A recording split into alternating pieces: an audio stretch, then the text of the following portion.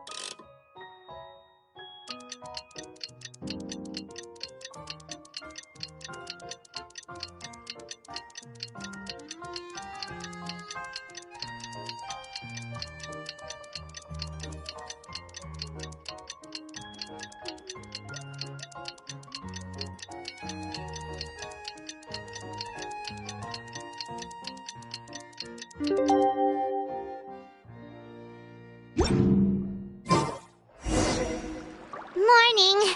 Guess everything that happened yesterday wasn't just a dream then. Well, it's time for our next fairy tale adventure. We should head to the station Grandpa Almond told us about.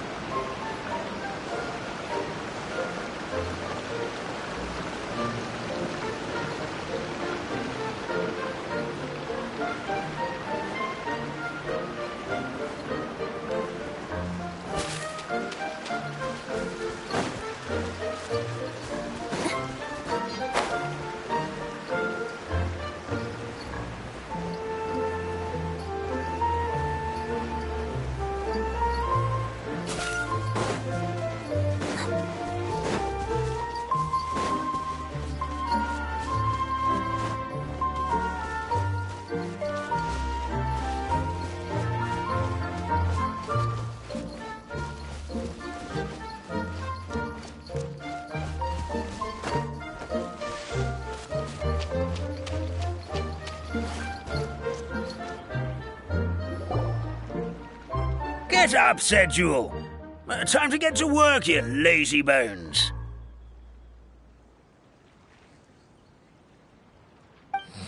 I can't remember how to call the train. Just let me sleep a little longer, then I'm sure I'll remember. Don't try to pull one over on me, young man. Your fading disorder has been cured. I saw you chugging cup after cup of magic tonic in the tavern last night. You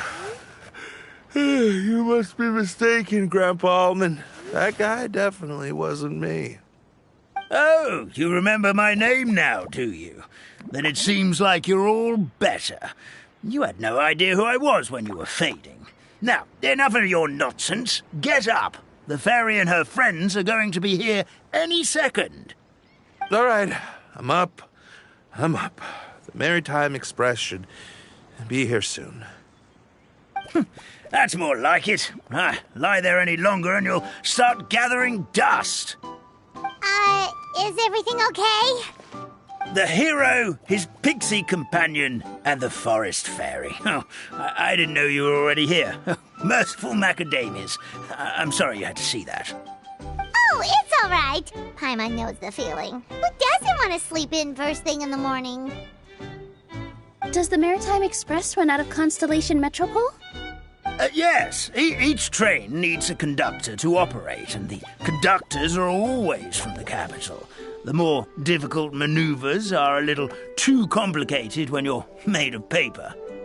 Oh, so you mean the people of Constellation Metropole aren't origami animals like you?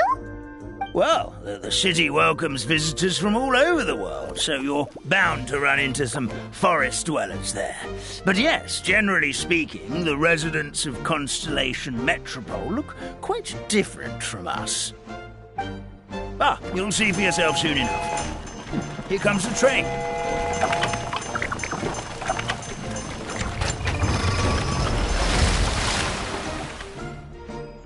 Pleasure to meet you, everyone. My name is Will, and I'll be the conductor for your journey today. I'm assuming you're the ones who called the train? Whoa, it's a little toy man! Yes, we called the train. The hero and the forest fairy need a ride to Constellation Metropole. The hero and the forest fairy, the ones from the prophecy. Oh, why didn't you say so earlier? We could have prepared a far more luxurious train. I'll just go back and get a better one. That's okay, Mr. Wheel. We're trying to get to the city as fast as possible. We just need you to get us across the sea. In your capable hands, I'm sure we'll get there in no time. Of course, my lady. It would be an honor. Well then, all aboard, sit anywhere you like. We'll get a stunning view of Simulanka no matter where you're seated.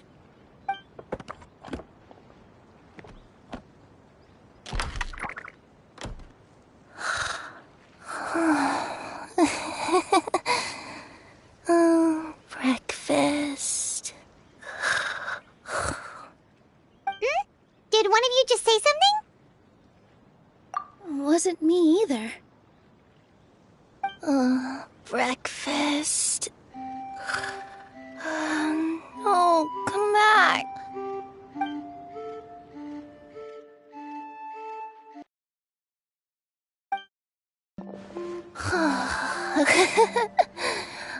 Fish. Chicken drumsticks. Oh, gotcha. Oh. What's Kirara doing here?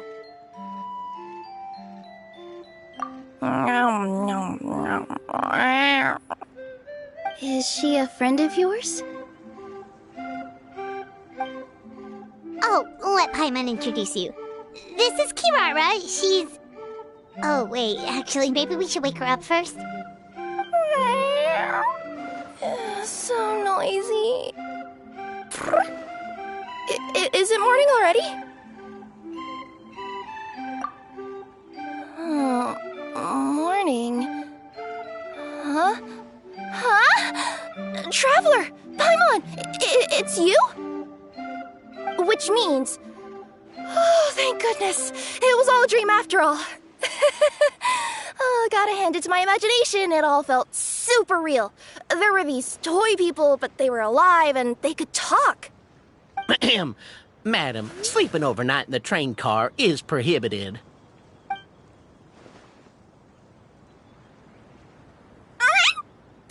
It wasn't just a dream? It's all right, Kirara. Apparently we're in a world called Simulanka. We got here yesterday, too. Simulanka? So, that's what it's called. I spent all day yesterday wandering around this one city. The toy people called it Constellation Metropole. I was trying to find a way to get back home. I was seriously starting to think I had gotten on the bad side of some great yokai and gotten swallowed whole. I take it you're Inazuman then, Miss Kirara? She sure is. But, Kirara here is kinda special. Let Paimon introduce you for real this time. Kirara is a Nekomata from Inazuma. She works as a courier for Komania Express. Nice to meet you. I'm Nilu, a member of Zubair Theater. You can usually find us performing in Sumeru City's Grand Bazaar. Right now, though, I suppose I should introduce myself as the Fairy of the Forest of Blessings. Oh, you're Nilu! I've heard a lot about you from my deliveries in Sumeru. I even saw one of your performances back in the day. You're an amazing dancer. But, did you say you were a forest fairy? Oh, yeah, that's...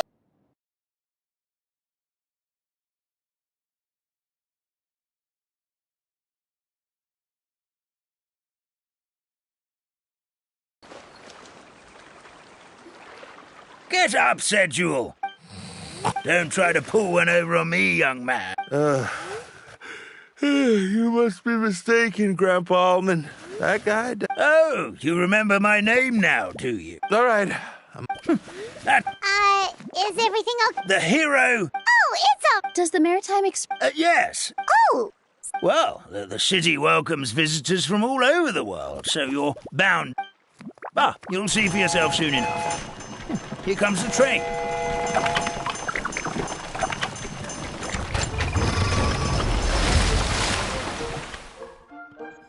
Pleasure to meet you, everyone. Whoa, it's a little... Yes, we... The hero and the... Oh, why didn't... That's okay, Mr. Wheel.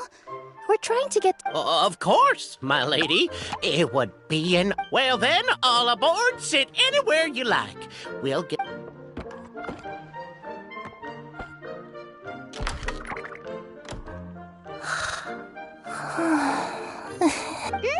Did one of you just say something? Wasn't me. Sounds like the...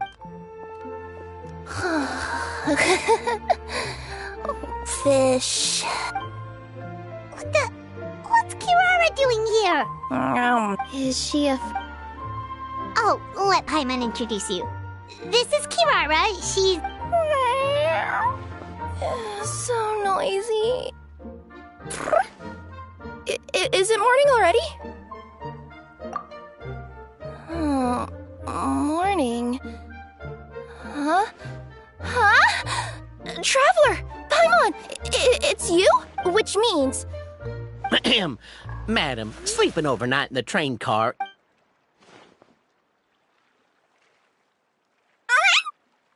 It wasn't just a dream? It's all right, Kirara. Apparently we're in a world... Simulanka. She sure is. Nice. Oh, you're... Oh, yeah, that... Yeah, I know. That must mean you have a big part to play here, too.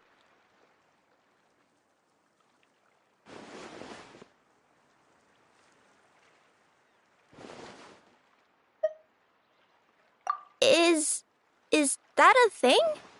I guess I am wearing a pair of boots, but still. Did you by any chance hear a voice speaking to you before you got here, Miss Kirara? A voice... Oh, yeah, I did hear something, but I was so freaked out my tails got all tangled, so I, didn't catch much of what was said. Sorry for the interruption. But this, Nekomata friend of yours, she doesn't eat hamsters, does she? Or frogs? Oh, no need to worry, little guys. I would never do something like that. Well, unless I've been out in the wild too long without anything to eat. Oh, speaking of eating, I am getting a little hungry.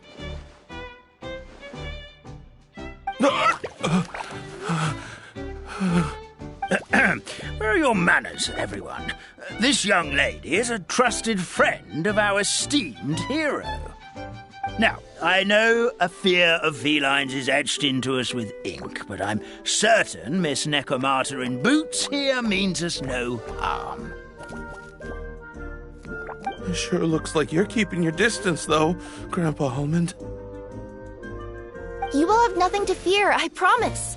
I met some origami animals in Constellation Metropole yesterday, and I even made sure to retract my claws so I didn't hurt them by accident. Plus, you all look just about as tasty as the cardboard boxes I deliver.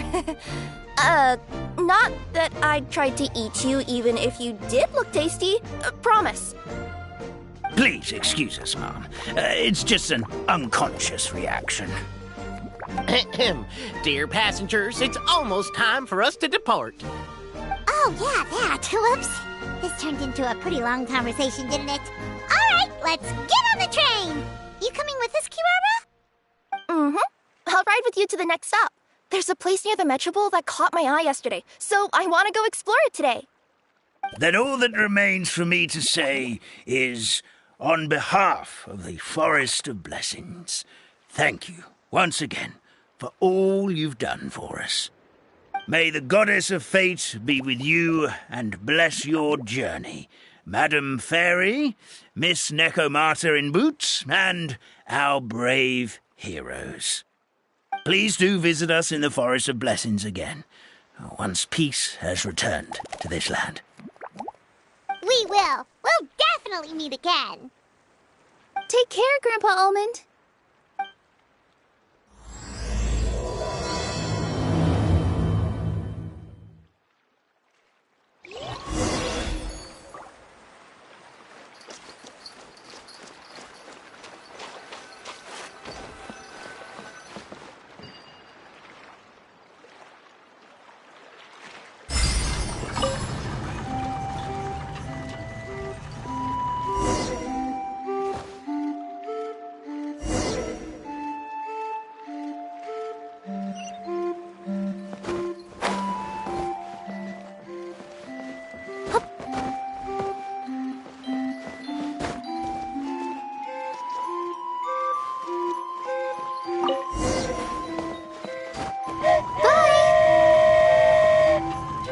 Have a safe trip! Wow, a train ride over the sea? What an incredible view! Please keep your head and arms inside the train at all times. We don't want anyone falling into the sea.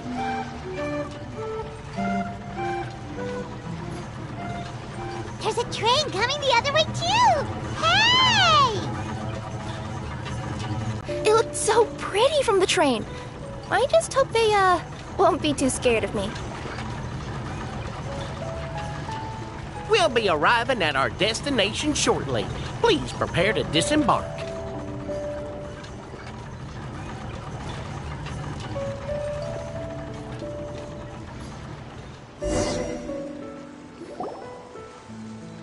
Here we are! Constellation Metropole is right over there. It's a short walk from here to the Gear Sky Ladder, which will take you right to Metropole Square. And thank you again for choosing Maritime Express. Great! And thanks to you for a smooth and pleasant journey, Mr. Wheel. The train cars were comfortable and spacious, and I had a great night's sleep. I'll definitely be back.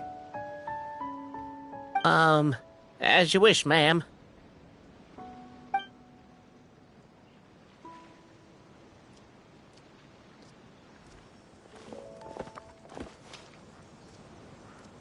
Where should we go next? Is that place you wanted to check out nearby? Mm-hmm. I took a walk around yesterday, and it felt like there was something weird about it. So, I think I'll indulge my curiosity and go investigate. Want us to come with you? It's okay. You guys go ahead and visit the Metropole for now. Hopefully, that's where you'll be able to find out some more about this world. I pretty much explored the whole place from the rooftops yesterday, but for some reason, this is the place that caught my attention. You know what I mean, right? Like, when you get a stone stuck in your claw or something, it keeps nagging at you to dig it out, but you can't focus on anything else until you do. Don't worry, if you run into any trouble, I'll be there faster than you can say gold level courier of the Comania Express. Okay, fair enough. We'll head to the Metropole then. Guess this is where we say bye for now. Mm-hmm. Don't worry about me. Let's not forget, I'm a yokai.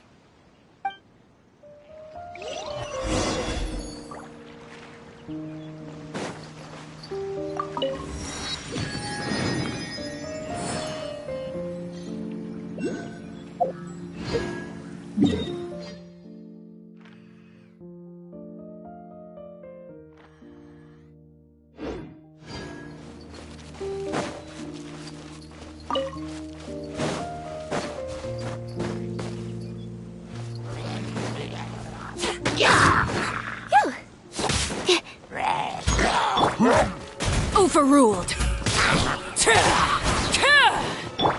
Let's see.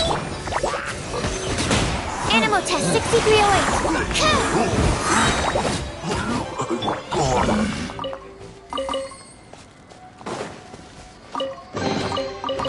impressive bounty.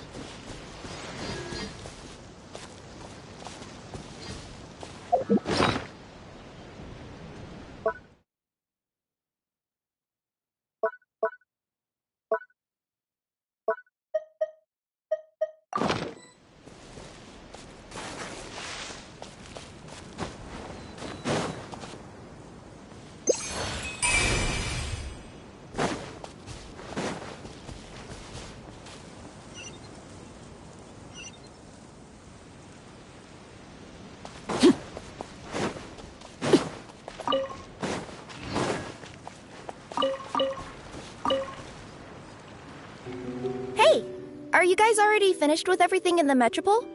No need to prioritize me. There's just this place I really want to go check out. Feel free to get back to me once you've got everything sorted out. Sure. Don't worry. I'm not going anywhere.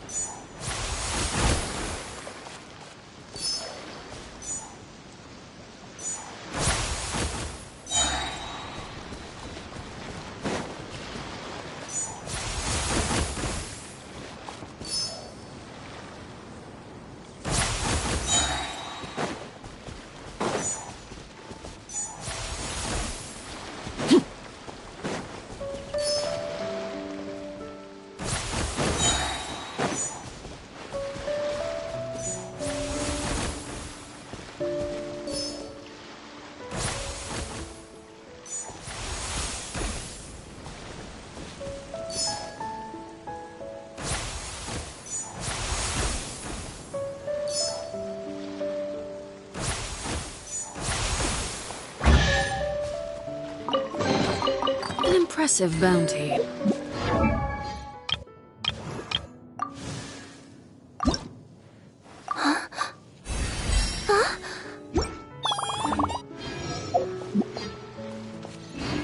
Help me! Somebody, please! Over there! Somebody needs our... Help me! Help! Oh, Goddess of prophecy above, would you kind souls please help us? What happened here? Why are you all suspended in midair? I mean, being stuck in midair still beats falling to the ground and being smashed into a pile of blocks, but... I told him to be careful, but... No. Never mind. Now's not the time for that. My good friends, could I trouble you to turn the clockwork key over there? I'll explain everything in a bit.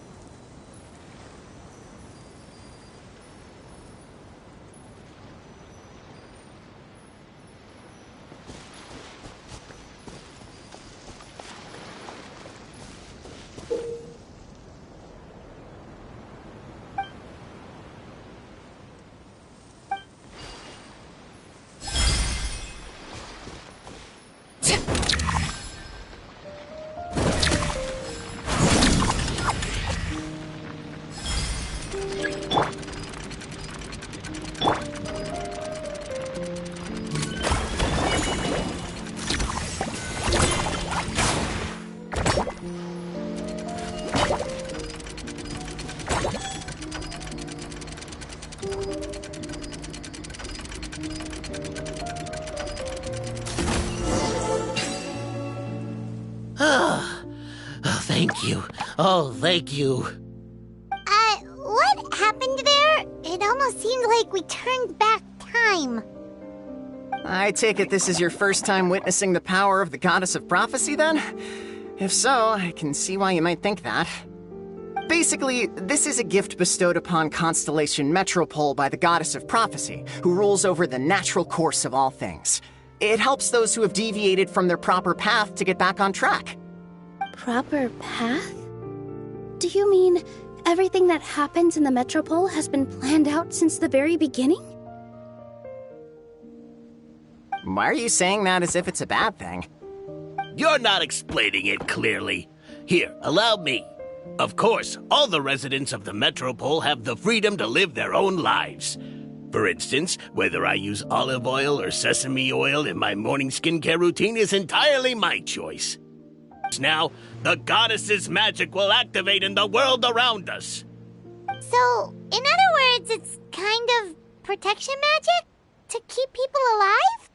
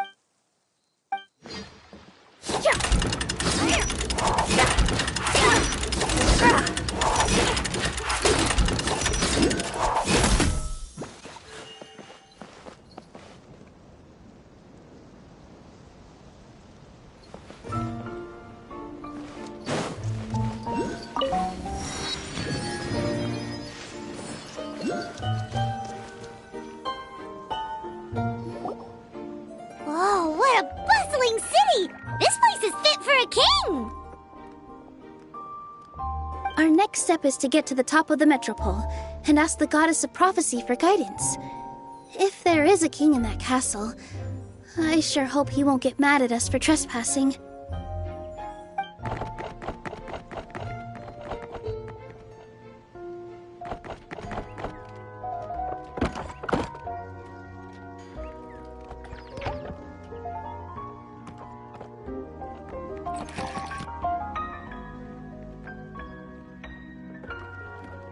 Make way for the king!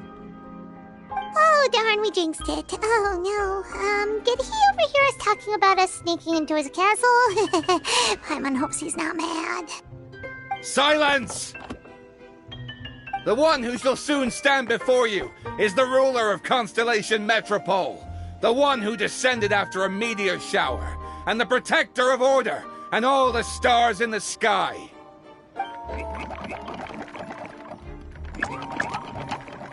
That's a long list of titles. I bid ye welcome, guests from afar. Long have I heard of your grand deeds, O fairy, who restored the lifeblood of the forest, O hero, who, huh? Navia! Hold your foul tongue! How dare you utter Her Majesty's name? Nice one, partner. Spectacular improvisation skills. I'd expect no less from you. All right. You can relax now. Allow me to make some introductions. This is the Traveler, and his trusty companion, Paimon. You are personal friends with Her Majesty the King? Please, forgive our grievous mistake. We had no idea. All right. The welcome ceremony is over. Everyone back to your stations. I will personally treat our guests to some royal hospitality. Yes, Your Majesty.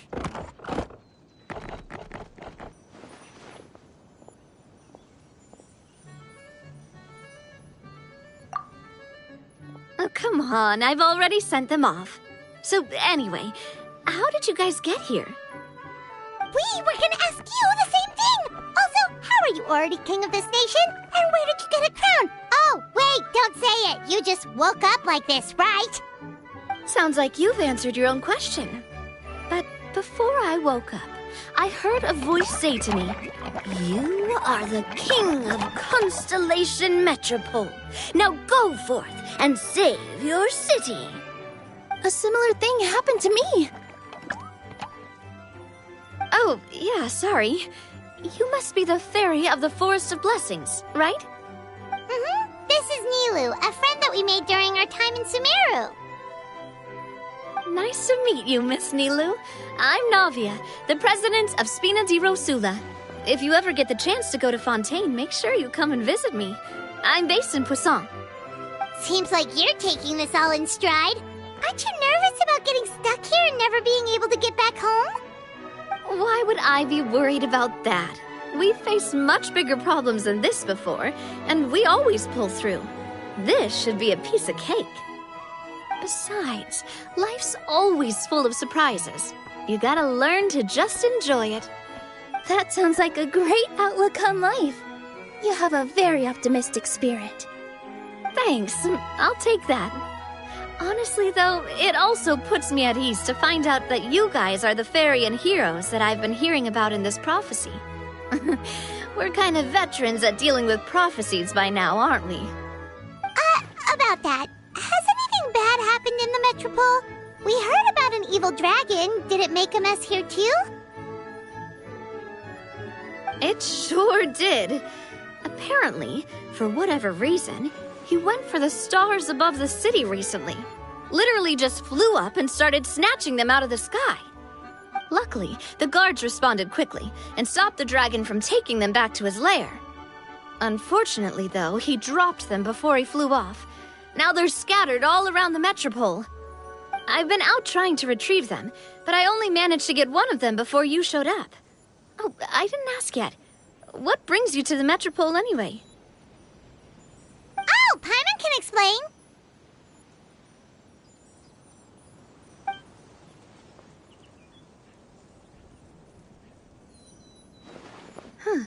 I see. So, you want to consult the oracle of the goddess of prophecy? Do you know how we can do that, Miss Navia? Well, the goddess's statue is indeed at the top of the castle. I can take you up there.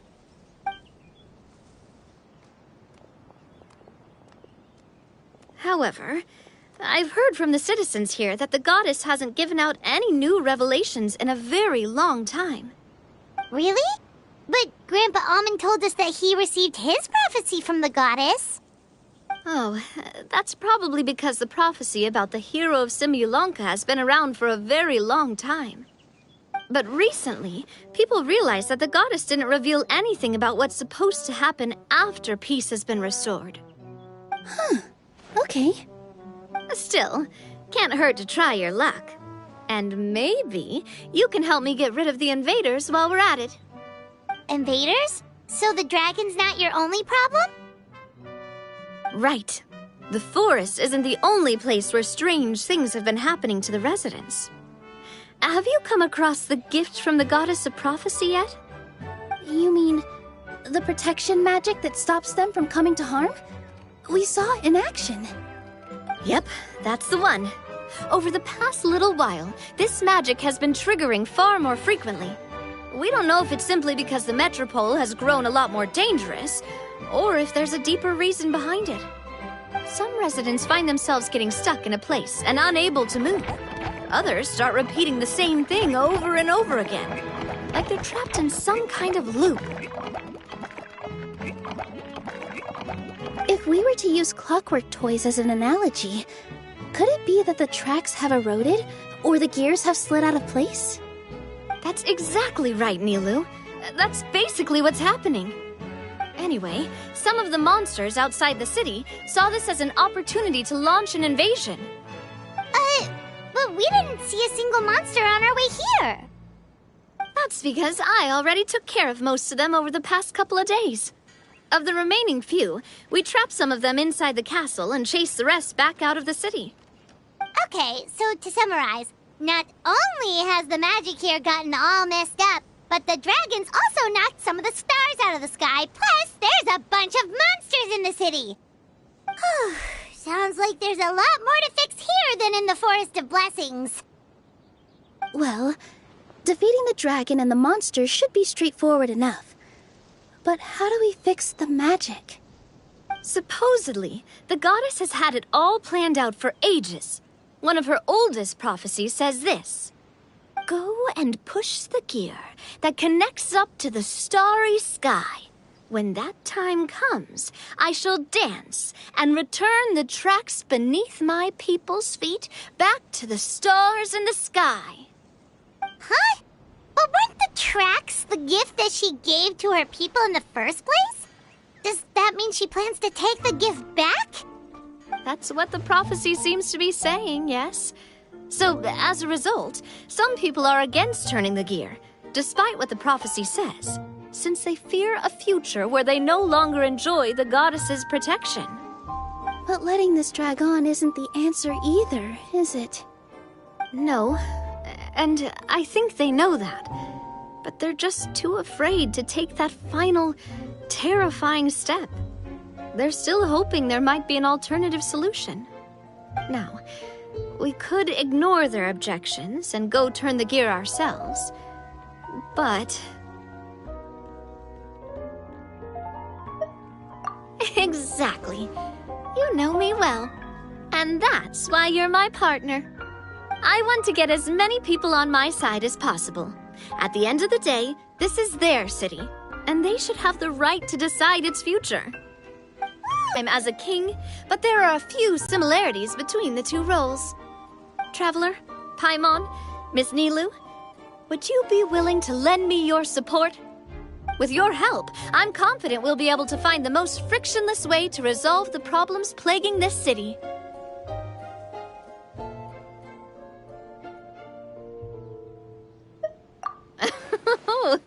Not gonna lie, Your Majesty is definitely growing on me. Seriously, like we'd ever say no. We're your friends! No need to ask us so formally in the future. I'm happy to help too. This is a beautiful city, and just like the Forest of Blessings, I would love to see it return to normal as soon as possible. Ah, great. As the King of Constellation Metropole, I extend to you my gratitude. All right, everyone, follow me. I'll show you the way to the goddess statue at the top of the Metropole. And stay close. You don't want to get lost in my castle. It's huge.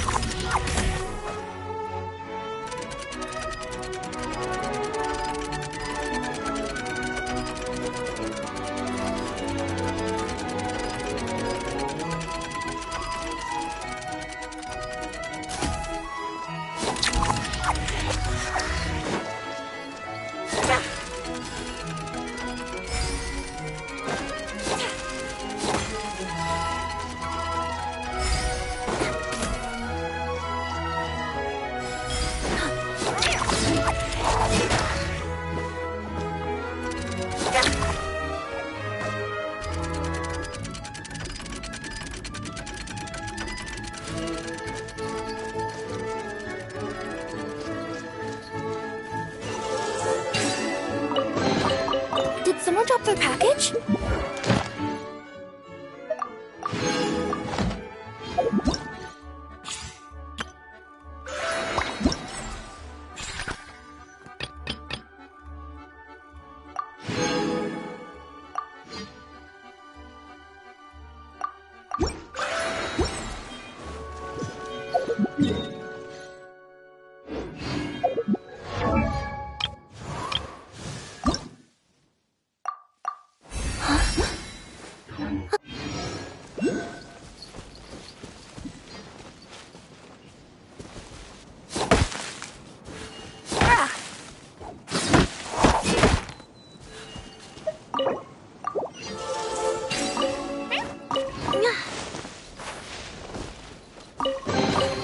Did someone drop their package?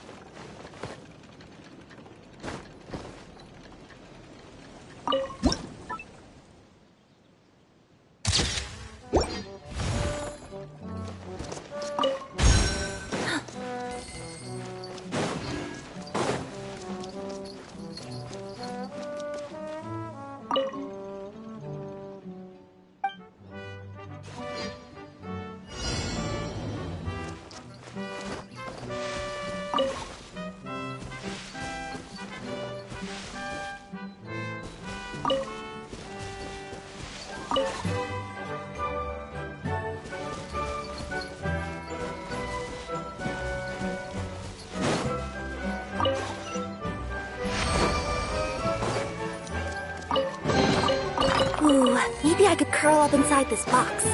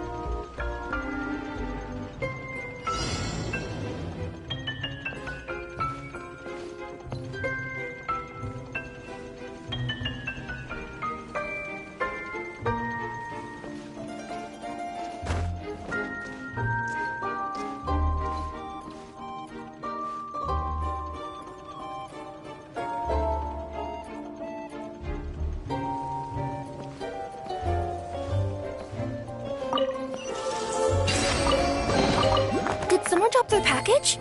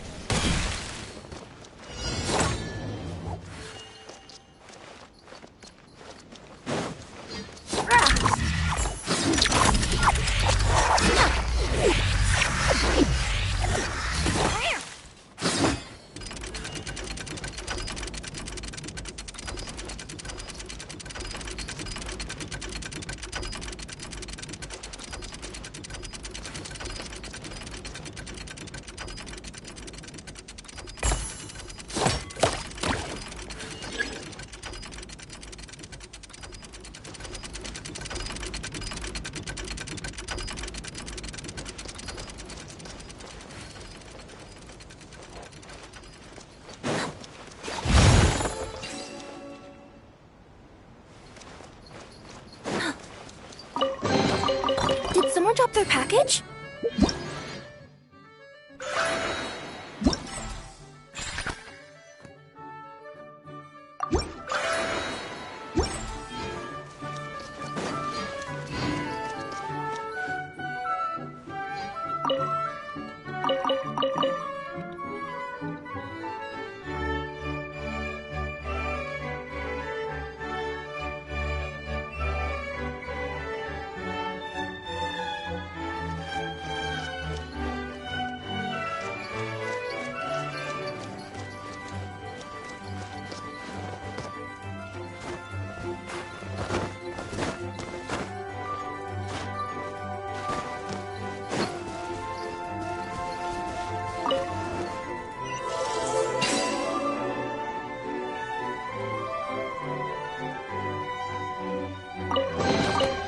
Ooh, maybe I could curl up inside this box.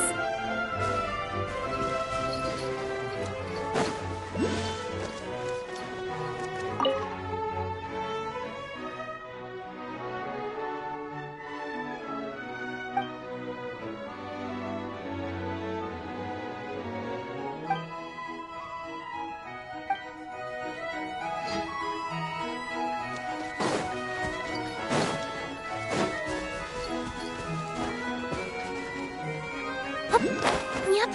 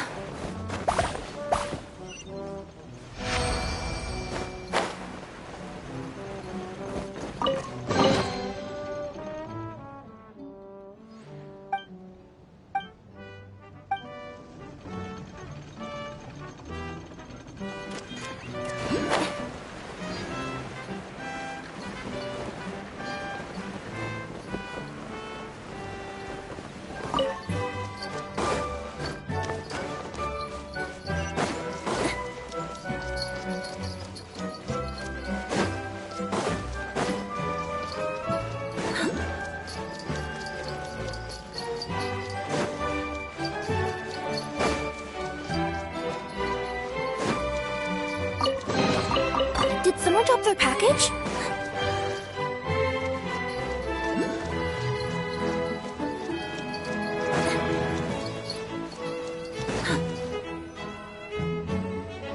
Huh? What's this? Wait. This looks like the star I found earlier. I told the guards to place it near the goddess statue. Maybe they ran into some trouble up there. Guess we'd better hurry.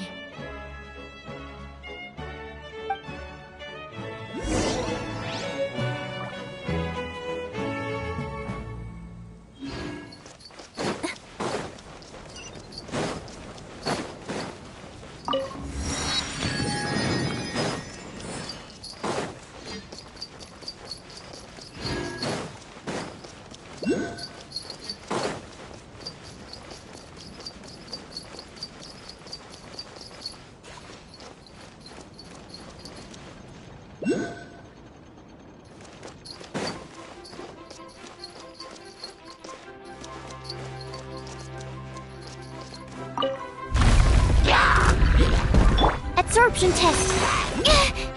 Stand clear. Yep, coming through! Laid bare. Ah, something with which to commemorate this occasion.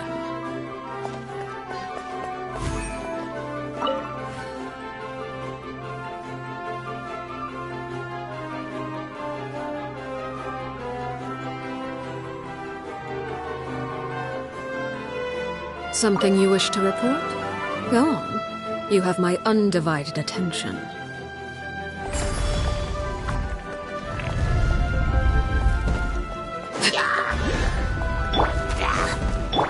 Absorption test. Enhanced animal module. Overruled! This is where you fall. Transfixed!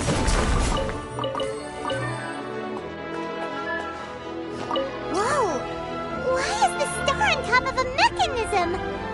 Uh-oh! More monsters incoming! Stay awake. That wasn't very nice. Don't be nervous. Just relax.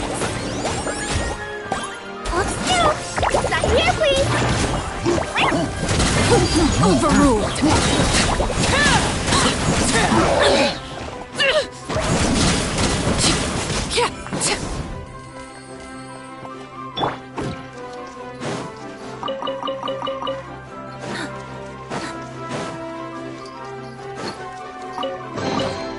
Ooh, maybe I could curl up inside this box. Absorption test. Animal test 6308.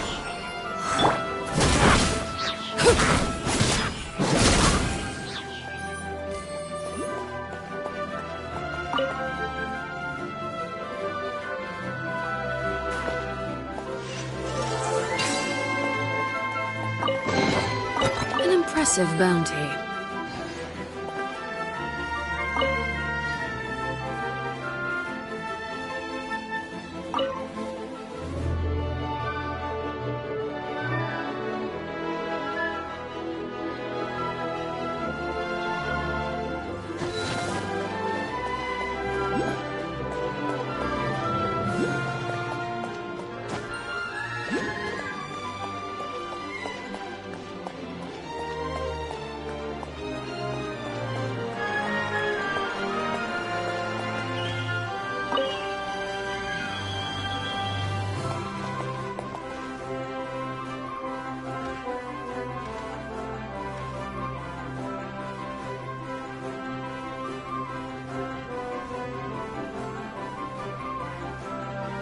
Staring into my eyes is ill-advised.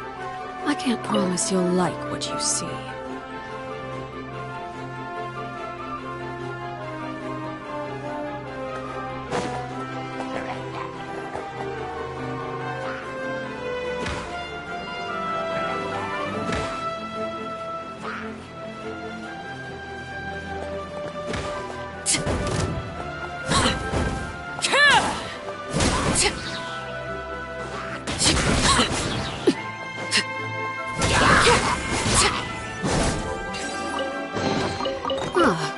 Something with which to commemorate this occasion.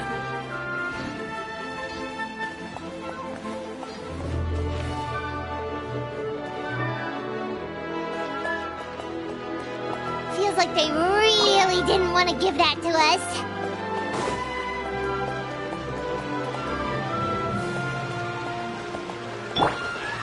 Animal hypostasis simulation!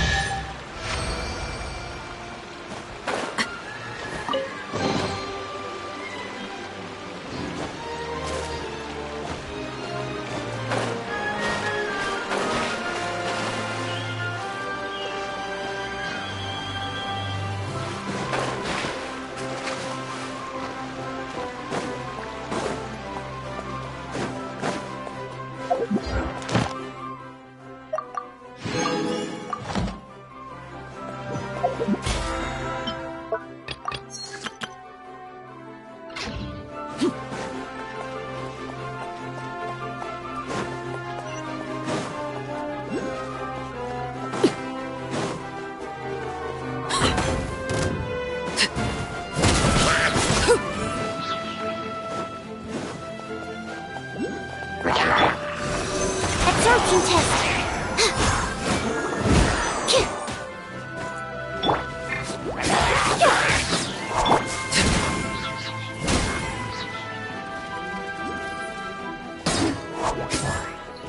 Service with a smile!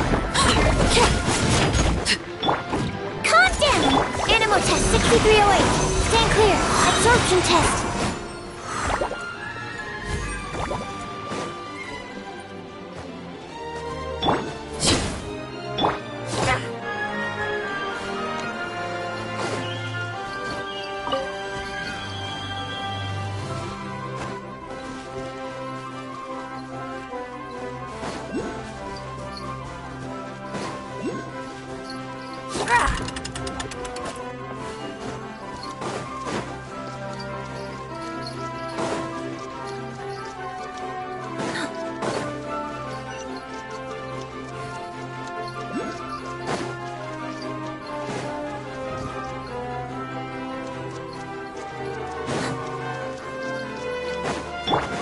Swirl, Part 2. I swear, it's for medical research.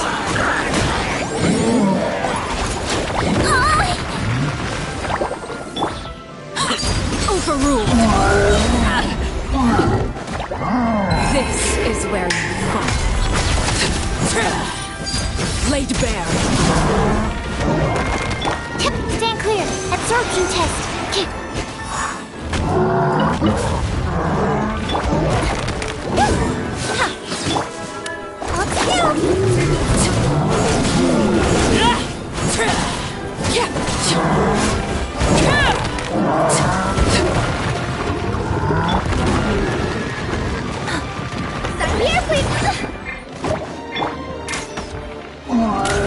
Now I'm mad! Calm down! Animal test 6308. Enhanced animal... Transfixed. Witness my wrath. Laid bare.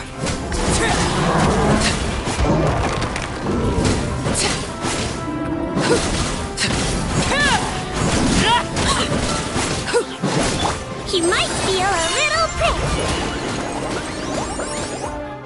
Let's see. Absorption test. Overruled.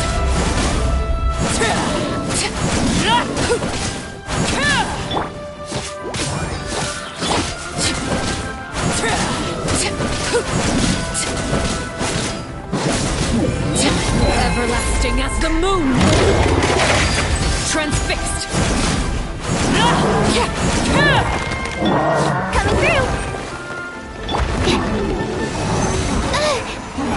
Stand clear. Animal hypostick. Go on.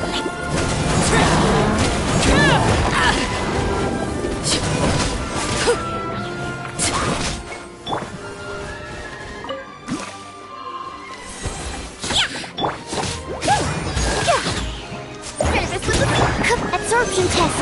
Animal test 6308. Calm down.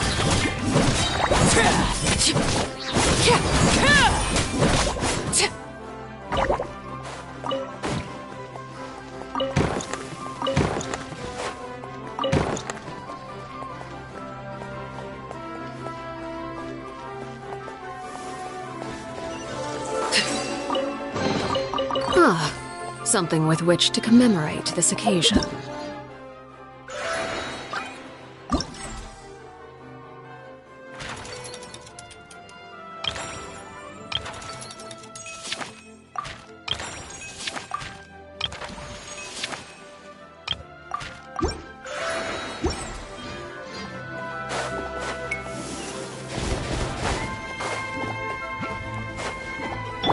I swear, it's for medical research. Let's see. Absorption test. Stand clear. That's that. Overruled.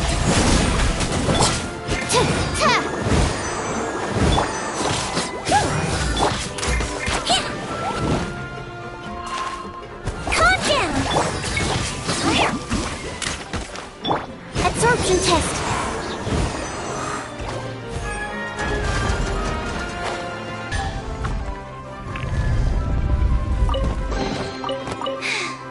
If only I stumbled upon lab supplies as a...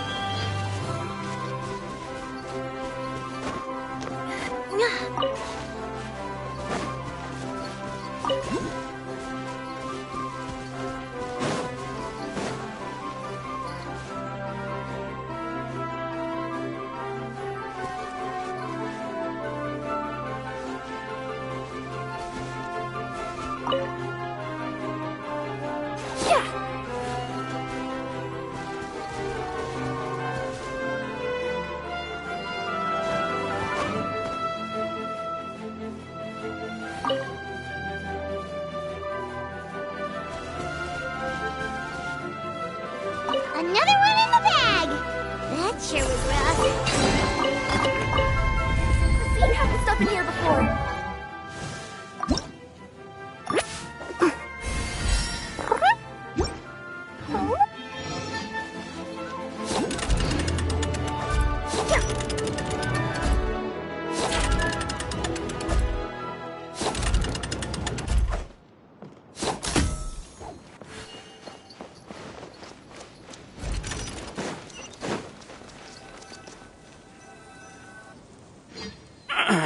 Drat!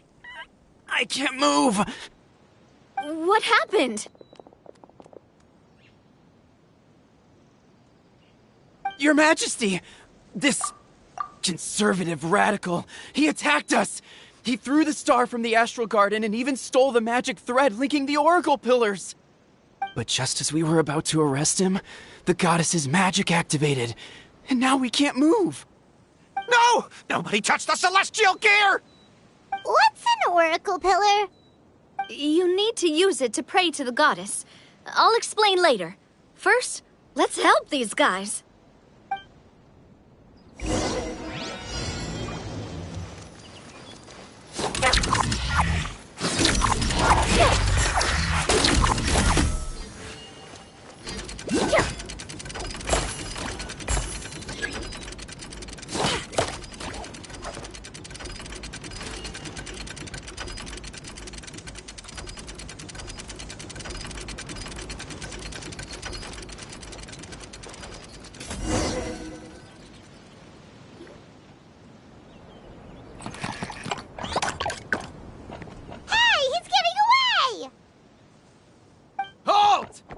It's okay. Let him go. But, Your Majesty! Even if we catch up to him now, we won't be able to change his mind, much less quell the fear that many others like him are feeling. All it would do is turn him further against us. Understood, Your Majesty. Also, this is the magic thread he was holding from the Oracle Pillars. Your Majesty, what should we... Please give that to the traveler over there. I believe they have some questions for the goddess. Yes, Your Majesty.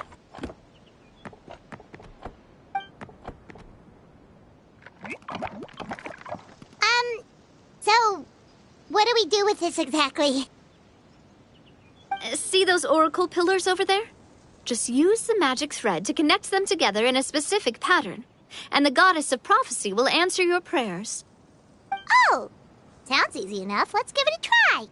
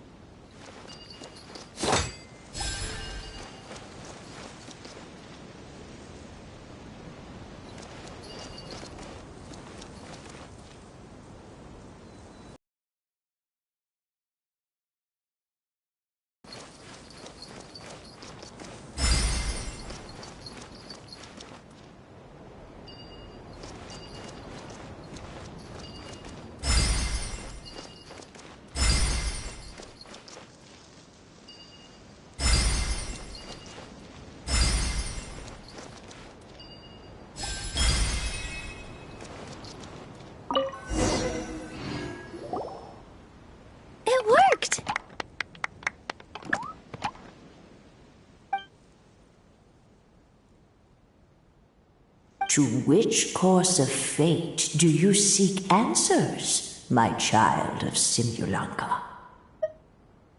The hero from another world, supported by their companions, shall restore peace to this world.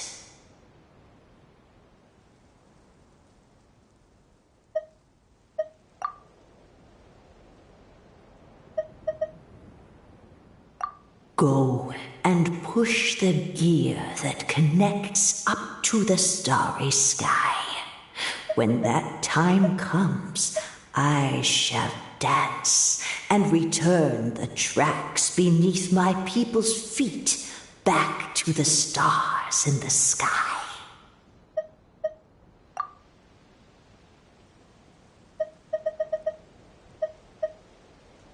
So, Miss Navia was right. The goddess of prophecy didn't tell us anything about the future. Fair enough. Guess we'll just have to play it by ear. Then first, we have to restore the sky back to its original state by putting the stars back in their positions. Let me do a quick count. All right. Adding in the ones we picked up on the way here, I think that's all of them. Let's go hang these stars back up in the sky. In the sky? How do we get up there? Oh, I got us covered. We will, of course, be taking the Aerial Express. Is that a flying train? Hey, you already took a train that runs on water. Is a flying train really that much weirder?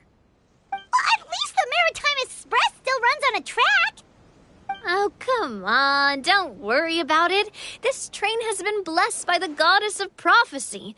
Its whole purpose is to protect the Metropole's skies. It took me a lot of effort to find it, you know. I don't think anyone's used it in, like, 100 years? 100 years? Are you sure it's safe? Let's not forget that the goddess of prophecy's magic has been going haywire recently. Well, it's not like we have any other options. Unless you want to do the honors, Paimon. Fancy flying up there on your own? No, thank you. It's way too high up. Oh, wait, Nilu. You've got a feel for how magic works here. Can you do your thing and sense if this train is a real deal? I can try. Yes, I can sense traces of magic. But it's different from the kind I felt in the forest, so I don't know. Okay, fine. Guess there's only one way to find out. That's the spirit. I'll come with you. Miss Nilu, will you be joining us? I think I'll stay behind. That way, if something does go wrong, you'll have someone on the ground to get you some help. That makes sense. If the train does break down, you can make us a giant origami crane to come bail us out. Or if a crane's too difficult, a finch could work.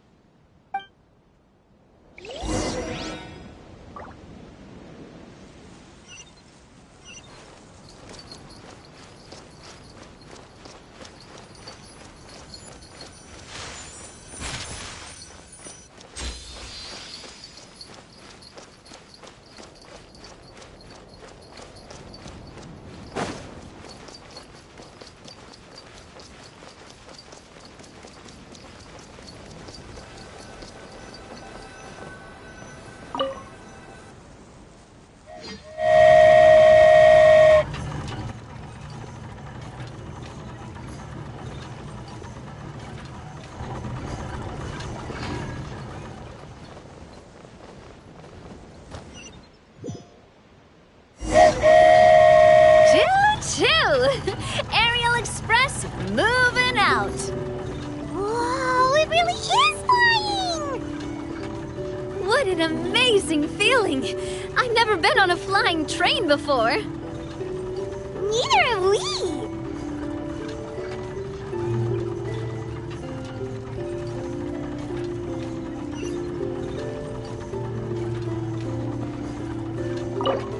That should do it. On to the next location.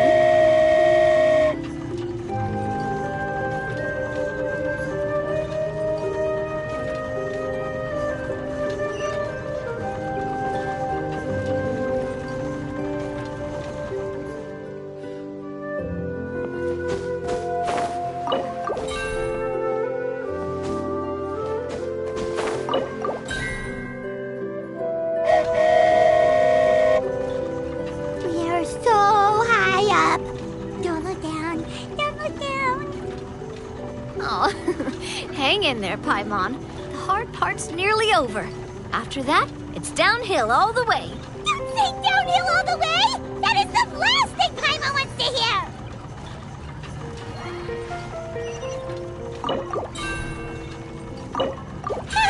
We're finally done! Okay, let's get back down while this train is still working!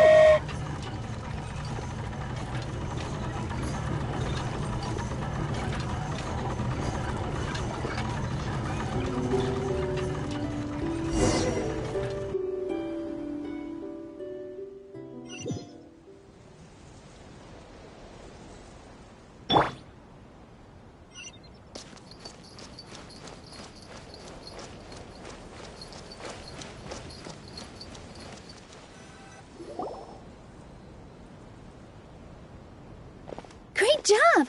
It looked like it all went smoothly. Yeah, and it was an absolute blast, too. You gotta ride with us next time, Miss Nilu. Huh? I'm okay. Thanks for... Halt! What do you think you're doing? Get out of my way! What's going on? Your Majesty, there! Let us through! Stay back! It's okay. Let them through.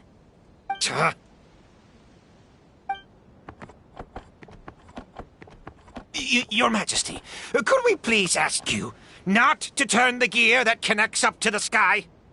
And why is that? As you have seen, the goddess's gift is very important to us. It keeps us from harm and protects our very lives.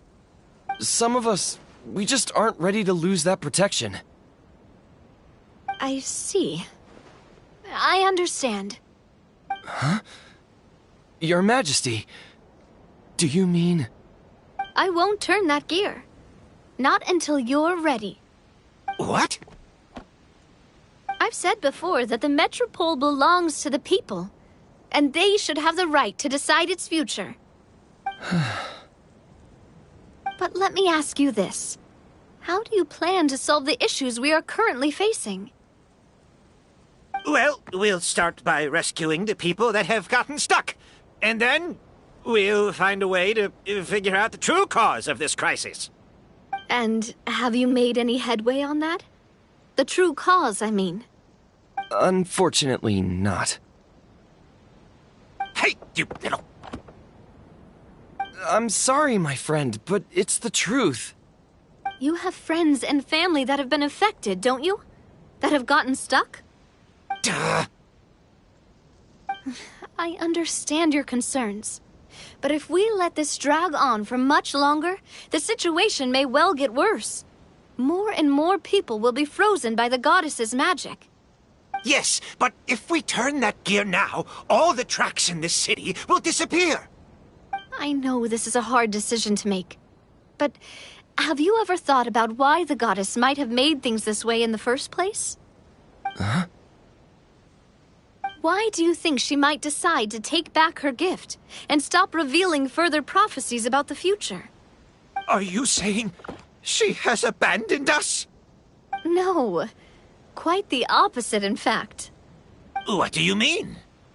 The goddess dearly loves this world and all the people of Simulanka. And because she loves you so much, she wants you to be able to choose your own path.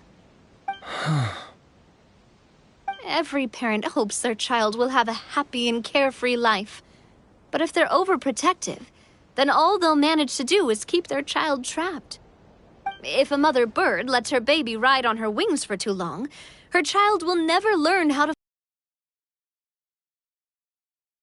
It's always known that one day, she'll have to let go. Children can only become independent if they're allowed to form their own opinions, make their own decisions, and deal with the consequences on their own. Only then will they be able to continue their journey alone, even after their parents are gone. But we've relied on the goddess's protection for so long. We don't know what it's like to go it alone. We don't know if we have what it takes. Are you kidding me? I think you've proven yourselves more than capable of that. What do you mean? You made a call in a time of crisis, and you've come all this way to talk to me. Even the guards couldn't stop you. That must have taken a lot of courage. But we only did it because we were scared. Why you set out on the journey doesn't matter. What matters is that you've proven you can choose your own path. My friend, I fear our king is right. It is time for us to face our fears. But we... We can't go on living like this. Living in fear. Look at what it's driven you to do. You threw away a star personally created by the goddess of prophecy herself. You once revered her more than any of us. And I think the king is right. She hasn't abandoned us. So, why don't we put our trust in her one more time? I don't care anymore. Do what you want. Aw, he laughed. I'm sorry about my friend. That's just how he is. Always had a terrible temper. Please accept my apology for his impudent behavior. Is it just me, or has he accepted the goddess's prophecy? I think so. Not that you'll ever hear him admit it out loud. Your Majesty, please turn the gear that connects up to the sky. So, you've made up your mind? About giving up the goddess's gift? Yes, I've made up my mind.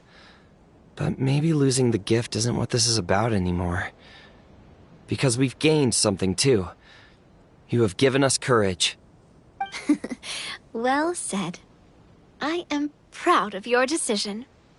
Now, gather around, everyone, and join me as we make the night sky of this wonderful city turn once more.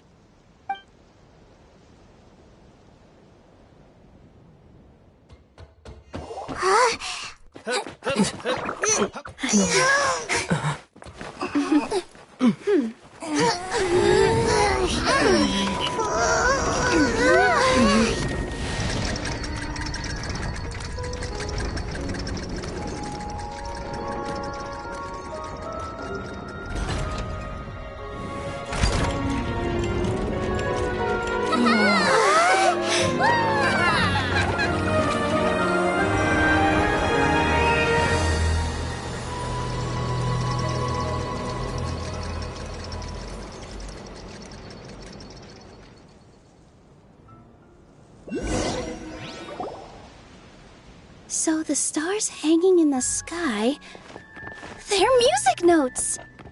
This entire metropole is a huge music box! That's incredible! How do you feel? A little scared and uncertain. But for some reason, I feel a lot more at ease. It's as if some kind of huge weight has been lifted from my shoulders. Figured out any next steps? To be honest, not really. But maybe I can start by having a heart-to-heart with that stubborn friend of mine. I have an idea. If you don't know what to do, why don't you start by helping the people around you? You mean the people who got stuck because of the goddess's magic? I mean anyone and everyone who needs your help. By helping others, you'll eventually find your own path. Trust me, I have experience in this. What kind of experience, Your Majesty? Yes. We'll need a formal organization with a catchy name before we go out and start helping people. Why don't we call it the Spina di Rosula? Spina... Ooh, or even the Spina di Rosula di Simulanka. Yeah, that's catchy. Wow, big expansion for the Spina. Moving into other worlds now. Spina di Rosula. I like it. It's a great name. Let's do as Your Majesty suggests.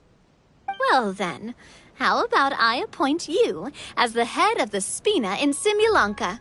While I'm off fighting the dragon with the other heroes, it'll be your responsibility to work with the guards and take good care of the people in the metropole. What? You're planning on fighting the dragon? But no, Your Majesty, you must reconsider! He's right. Your Majesty, you can't. How are you two on the same side all of a sudden? Perhaps Your Majesty is unaware of this. The great dragon suddenly broke out from the Titanium mines one day and tore the end of the world to pieces. After that, it spat out a strange fog that surrounded a whole island. No one knows what lies beyond the fog, and no one knows what has become of that poor island. Before Your Majesty arrived, we dispatched many soldiers to fight the dragon, but none came back alive. Yikes. Sounds worse than we thought. Isn't that all the more reason for us to go? There could still be guards trapped there, waiting for someone to rescue them. King Navia is right. We cannot simply stand by and watch as the people of this world suffer. Very well. Though I have not served by your side for very long, Your Majesty, 2 days is enough for me to have learned that once your mind is set, any attempts to change it are futile. You're a pretty good judge of character. He probably didn't mean that as a compliment. Since you're serious about this, I won't try and stop you. There's only one way to reach the end of the world, and that's by taking the Maritime Express. Oh, right. So there's a line going there too? Yes, it was originally built to serve the workers commuting to the Titanium mines, but it has been abandoned since the dragon attack. I'll tell the conductor to wait for you at the platform by the side gate to the Metropole first thing tomorrow morning. You're embarking on an extremely dangerous adventure. Please be careful, Your Majesty and friends. Oh, thank you for your concern. While I'm gone, I leave the Metropole in your capable hands. Yes, Your Majesty. Just call me boss from now on. That's what everyone in the Spina calls me, and it's what I'm used to.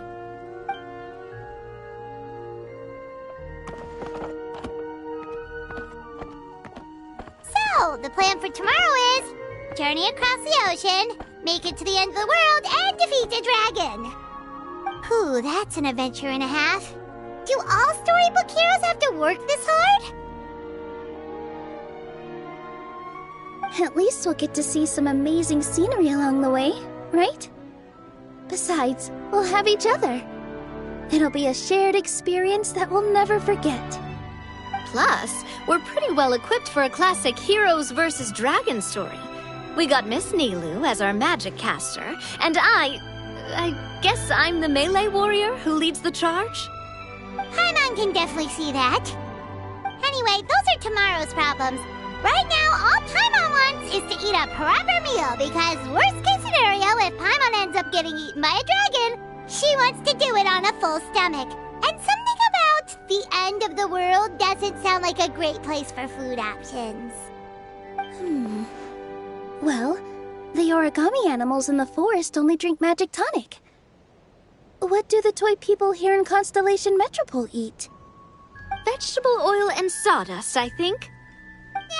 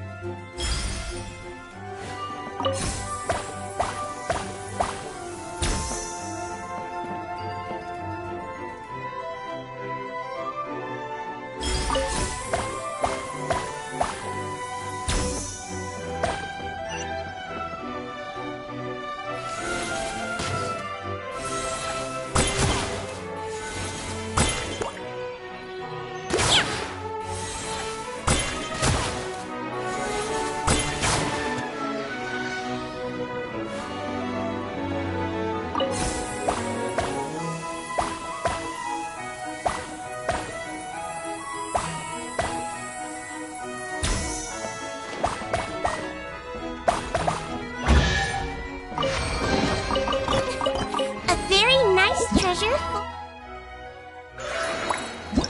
A very...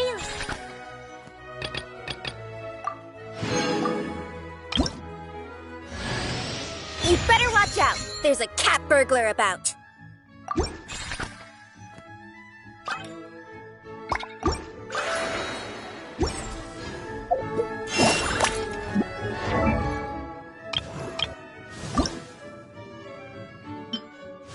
You'd better watch out. There's a cat burglar about.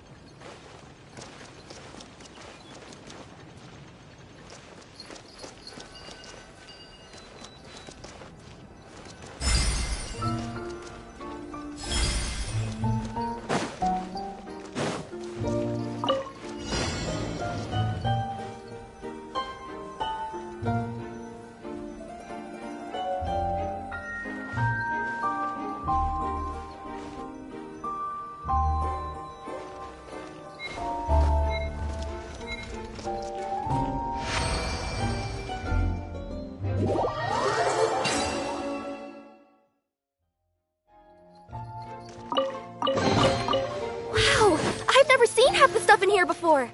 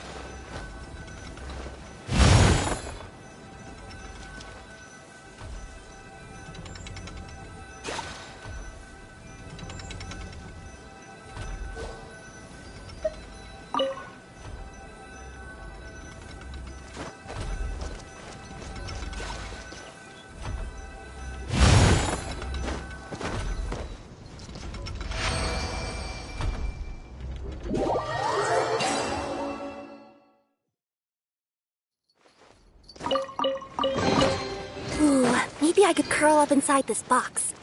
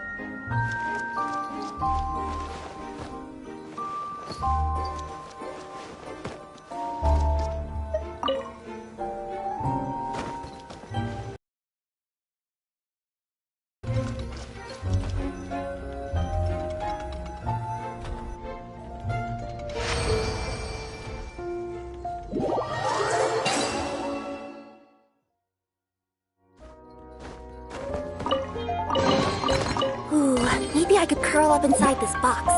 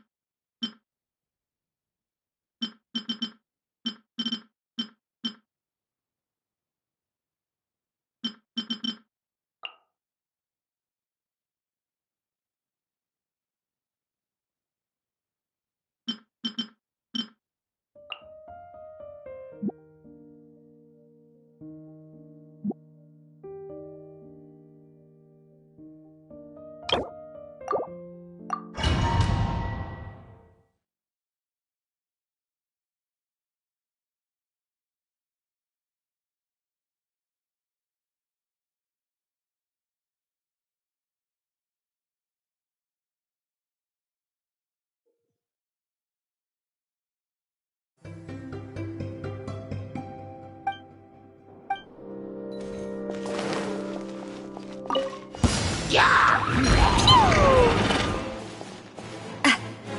at ya! Hiya! Coming at ya! Fire! Well, Jumpy Dumpty Go!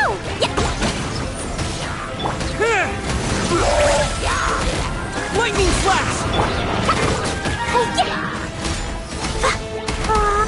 Boing, boing, go. Sacred name, fortune preserve. Coming at ya! Coming at ya!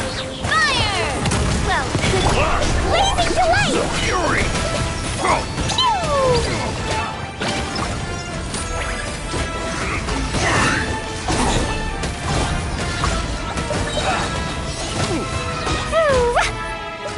Take this!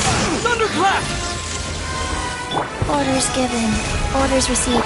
Attack! Coming at ya! Boing, boing, boing! Da, da, da.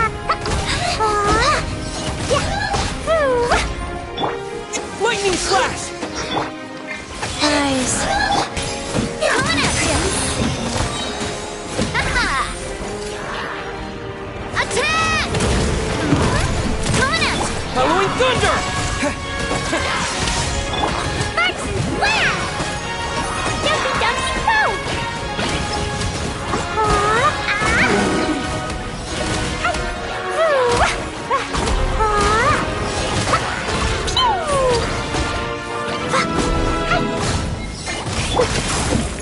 Watch out! Hey there! Fire! Well,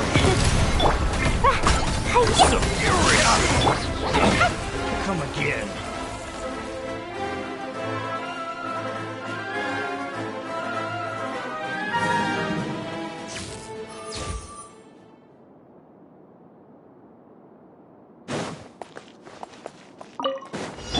enhanced animal mark power that ended Python! Don't be nervous! Just relax! Hold still! Laid bare!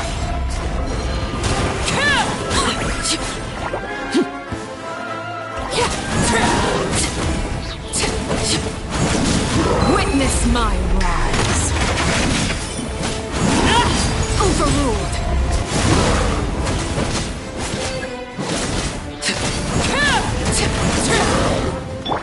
Let's see! Stand clear! Absorption test! Eyes on me! Laid bare! This is where you fall. He might feel a little prick! Swirl, Mark 2! Don't sit hold still!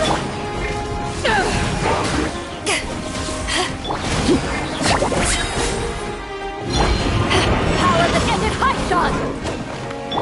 Everlasting as the moon! Transfixed!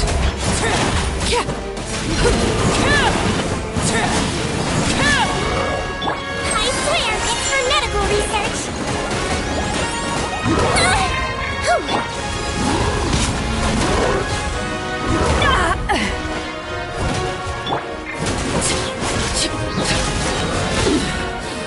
Pitiful! This is where you fall. Laid bare! Enhanced animal module 75! Stand clear! Animal test 6308!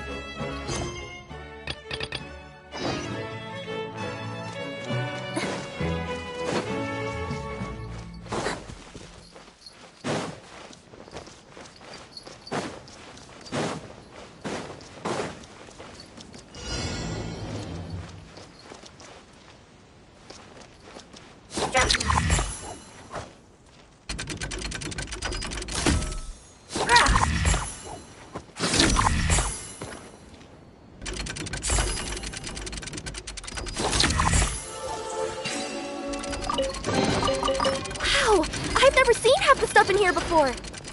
Yep.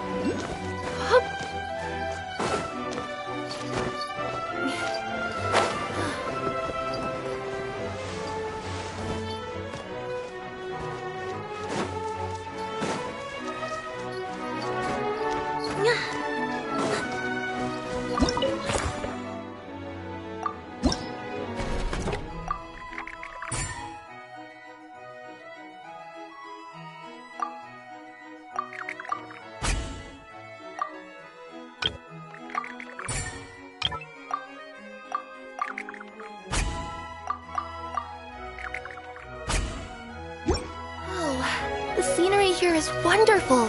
I've landed the perfect job.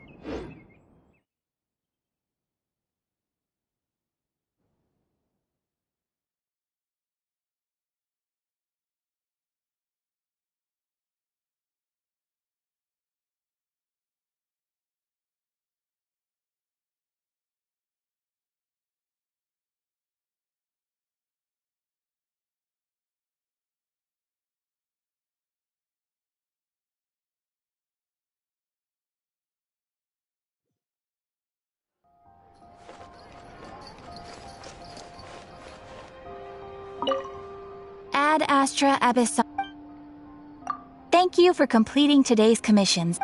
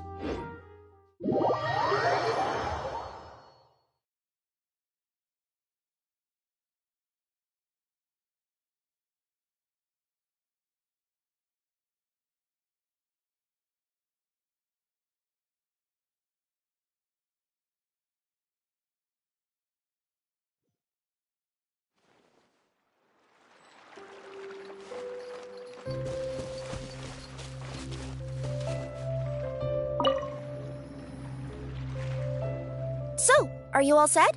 Ready to start investigating? Great! Then let's go!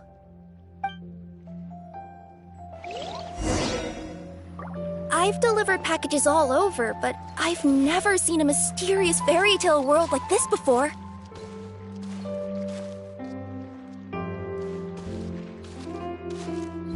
Looks like nobody has gotten around to repairing this house yet. Ugh, even I wouldn't dare to sleep in there. It might suddenly collapse in on you.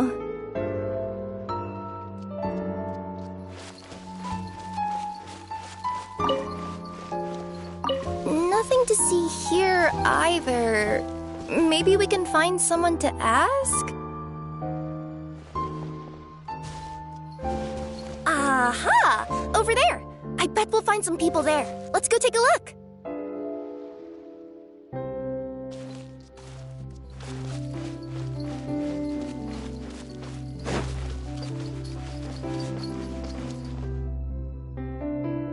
Uh-huh. I was sure there'd be people here. There once was a goddess who ruled over fate. Before she died, she left 3 riddles for the kingdom she had created. What? Who said that? Long story short, on this day, a sentient feline, an outlander, and a diminutive pixie arrived on the scene. They saw a narrow path off to the side. Okay, But which side?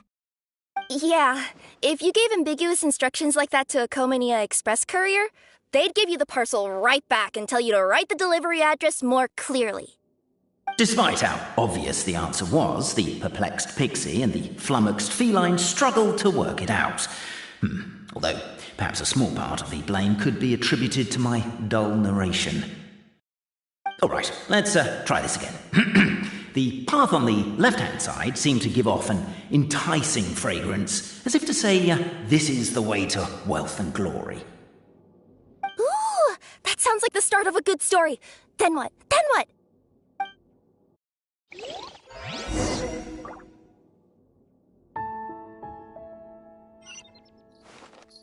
At the end of the path, the motley crew would soon spot a secret stone room.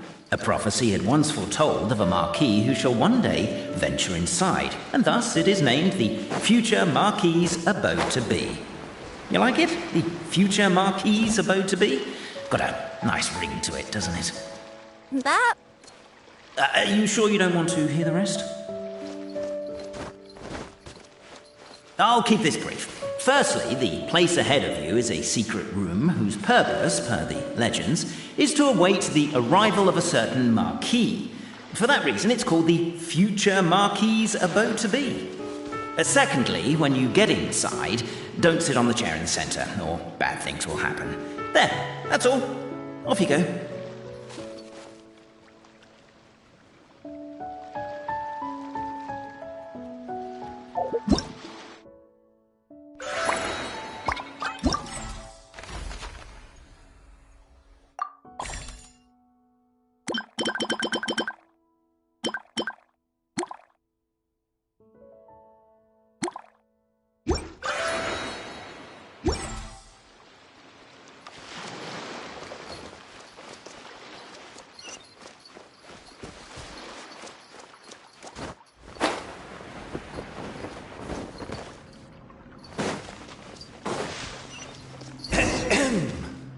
So many summers, winters, springs, and falls, and now at last a hero hither strides.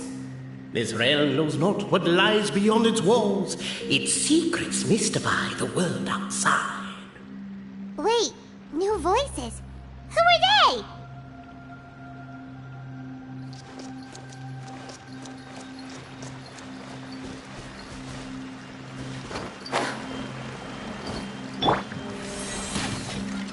With wood and earthenware strewn all around, the demon feline's fury can't be quelled. Reducing them to rubble on the ground, she finds the vessel's vacant save for... air? She finds long gone the gems that once they held. Are they describing how we broke the boxes and jars? Who are you calling demon feline? As golden sunlight fills the firmament, the tabletop engrosses your attent. Perchance peruse these pages thence. They surely represent no ill intent.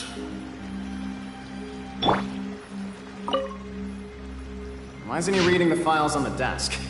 Hey, Boberano, maybe quit showing off and try using words he'll actually understand? Captivated by the epic poetry and enthralled by the outstanding storytelling, the Outlanders knew what their next objective was. Namely, to remove the clockwork key from the raised platform up ahead. Cabe, I just realized. You said we all had to speak like bards, but every time you open up your mouth, I don't hear any rhymes. Yeah, I noticed that too. It's one standard for us and another for you. That's not fair, Cape.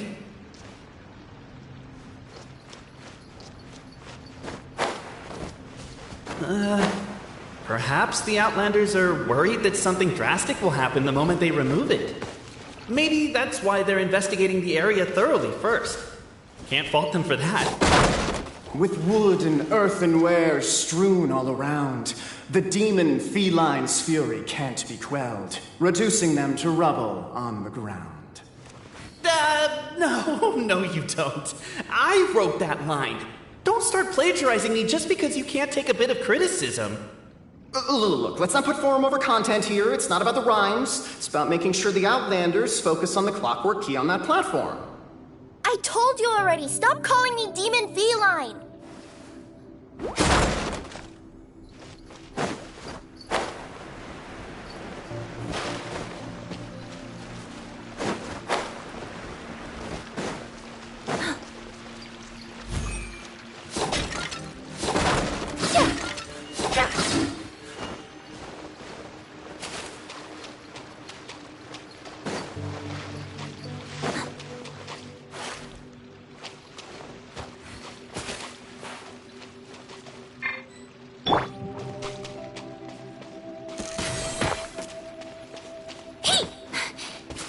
Don't slip and fall.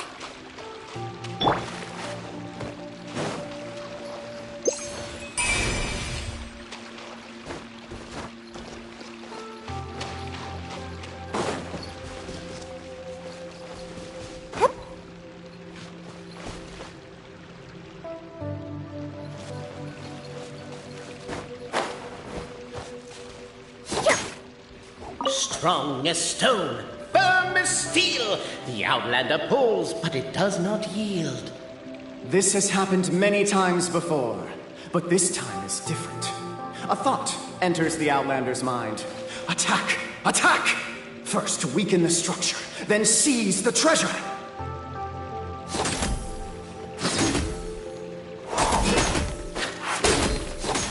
The attack now over, only one final step remains. Now is the time to seize the key.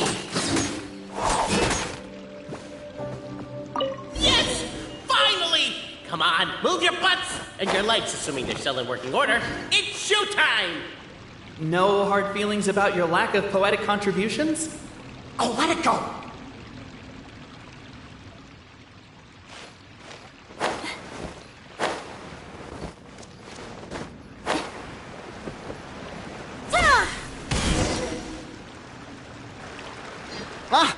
Welcome, esteemed and noble Outlander. Allow us to introduce ourselves. We represent the 3 great clans of this realm, having been selected as its authorized historical supervisors. Our purpose being to await the arrival of one such as yourselves who shall remove the clockwork key. My name is... You're Cape, he's Albizzi, and that's Bobarano, right? You've done so much talking that we can already tell you apart by your voices. Aren't we missing someone, though? The guy who led us here to begin with? Who? And thus was born the long-awaited fellowship, destined to uncover the truth of the past. Allow me to quote, if I may, in the history of Constellation Metropole, a new page has begun. Him. Well, there's no fourth person, so which of you is the ventriloquist? Come on, out with it. We've never heard that voice before, but he sounds like he'd be good at reading bedtime stories to children. Well, whoever it is, I don't know and I don't care. Forget about him. We have far more important things to focus on, like where our journey goes from here. That key you hold is the pivot point about which the past and present of the Metropole revolve. However, between our 3 clans, there is some dispute over the historical record. Each clan has its own version of history, detailing the clan's origins and the tale of the Dragon of Old, and unfortunately, we don't know which one is the truth. Dragon? You mean the one that's been acting up recently? Oh, no, not that one, you adorable little pixie. When I say Dragon of Old... He means a dragon that would be really, really old if it was still with us today, but it was defeated in ancient times. The new one has nothing to do with our clan history. Was that supposed to be a joke? Anyway, so you've been waiting for someone to remove the key so you can finally explore the truth of the past? Not just explore it, but argue incessantly about it. Honestly, I don't care that much. Cape's the one who's always bothering us about it. What we need to figure out is who resolved the dragon crisis. We have to know that before we can decide which is the supreme clan. The moment you remove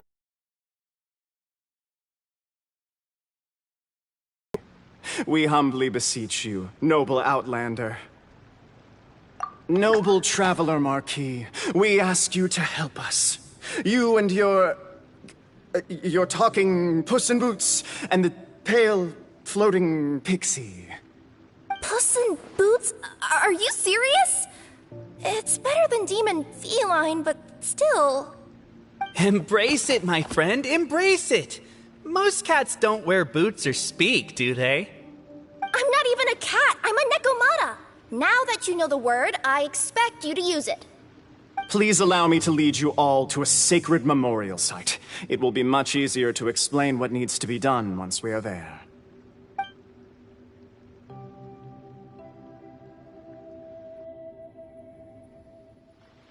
This place is sacred to my clan.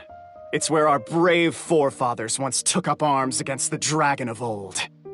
After a bitter battle that dragged on for many days and nights, finally, our forefathers fought the dragon into submission, and it fled. They took turns, though. Some forefathers worked the day shift, while others worked the night shift.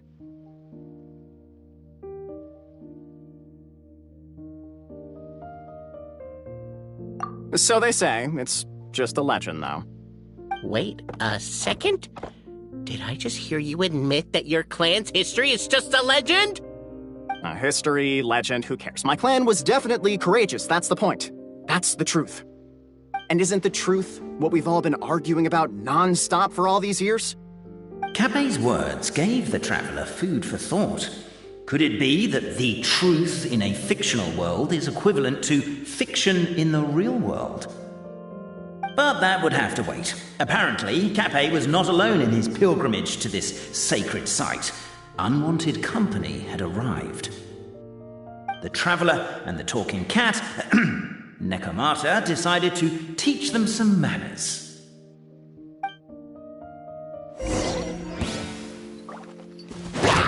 Scratch that!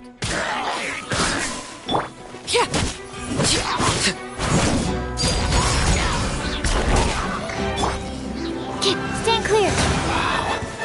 A true display of heroism and valor. It was as if the spirits of my ancestor. Your martial prowess and show of courage are a more vivid reenactment of my ancestors' feats that suit the modern aesthetic. Now, let's get down to business. As we all know, time is but an illusion. Time may flow line by line, page by page, or frame by frame, but usually it flows in the form of springs and gears.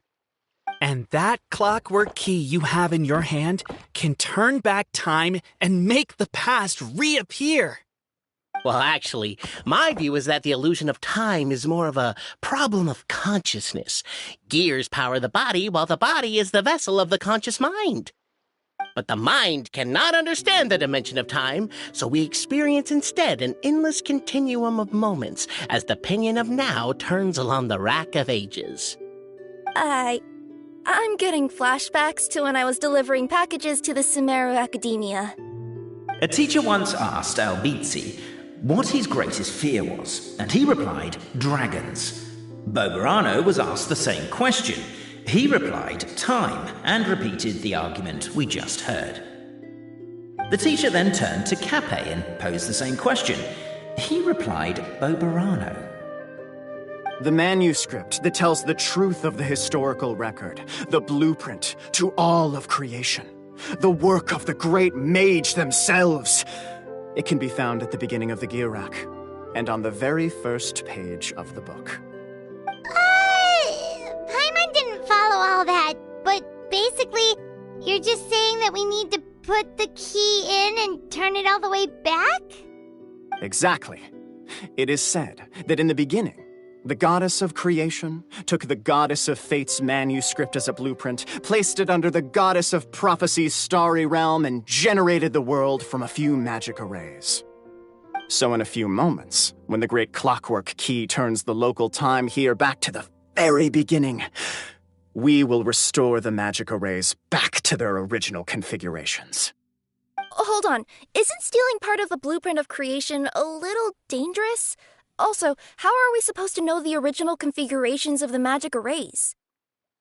Well, the general shapes of the configurations have been passed down over the ages. They now form the family crests of each of our clans. So you'll just need to reference my family crest and join the dots accordingly.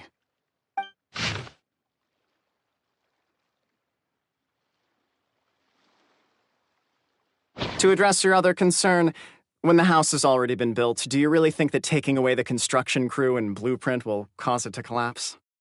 The Traveller Marquis prepares to insert the great clockwork key into the nearby keyhole.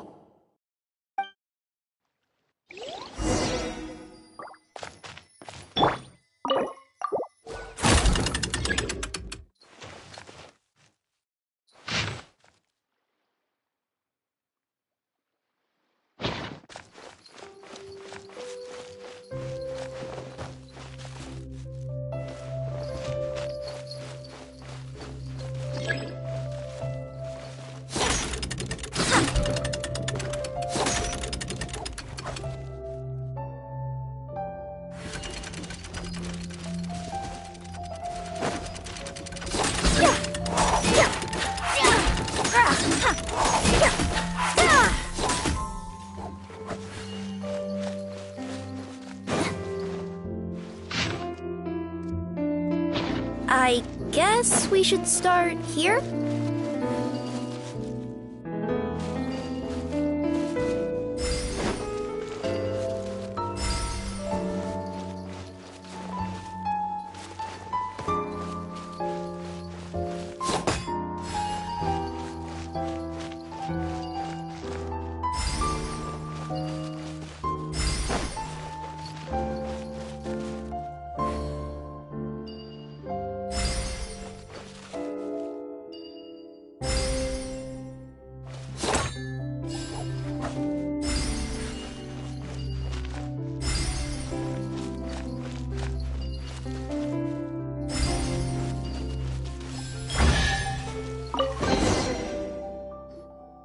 Behold, the sacred writings that record the truth of... No, wait. That have shaped the truth of history. Gaps to your eyes, rejoice, and cheer, for this is the unquestionable truth. Look at the signature. Nobody is capable of forging that. I don't believe it. So, all along, our histories have been false? Don't lose heart, Albizzi. It does not follow from his is true that ours are false. That might be the most bogus logic I've ever heard. But keep up the mental gymnastics, Boberano. I've been waiting for that look of jealousy on your face my whole life, and I'm gonna savor it. And yet, it seemed that this conundrum could indeed have more than one solution. Everyone agreed that there may be more than one truth. The party decided to visit the sacred sites of the other clans and see what their documents had to say. Isn't a narrator supposed to remain detached and objective? It feels like you're forcing a narrative agenda on us here. Well, whatever. I'm in a good mood. Let's do it.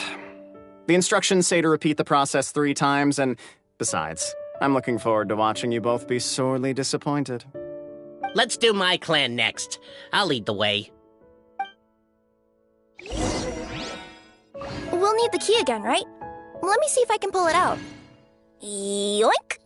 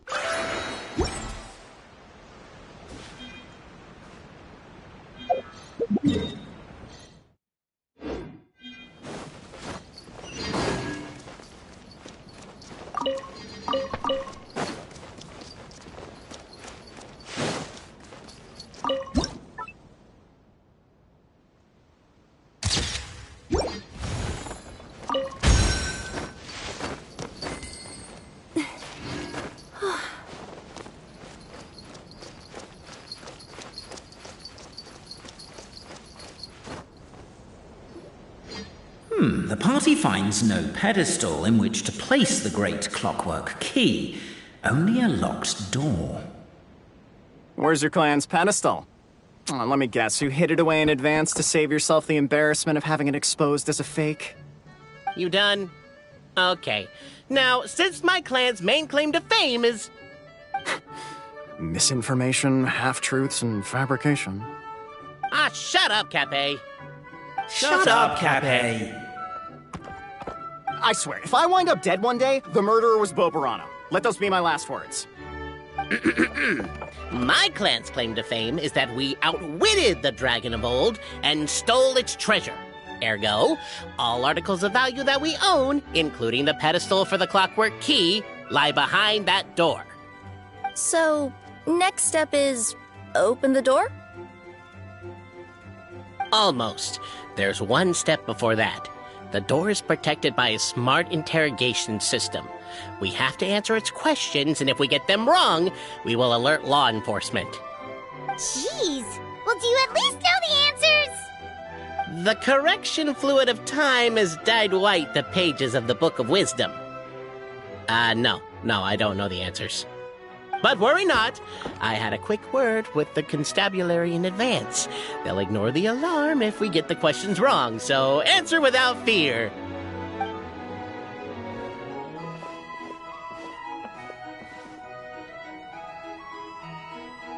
Question 1. Who is it?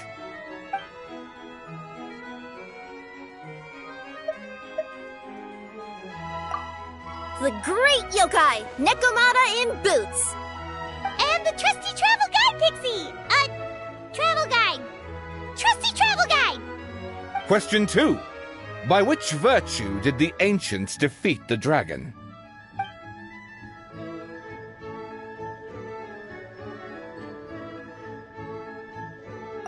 No, don't say that. Even though the writings you saw do prove that bravery has its uses. You do realize we can hear everything you're saying, right? If you say it out loud, you'll only set those three off arguing again. Thinking it is fine, but please promise me you won't say it. Question 2. By which virtue... If this is the right answer, I swear I'll... Correct! A barefaced lie. So low. Question 3. Which is more real? The fiction of the outside world, or the truth of this world?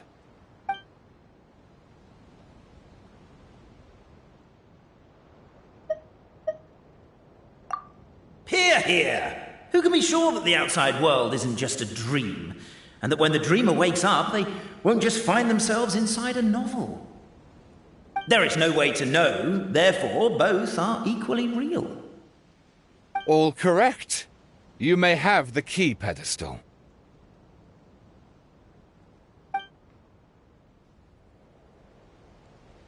Traveler Marquis, you know what must be done. Please insert the great clockwork key. Oh, and this is my family crest.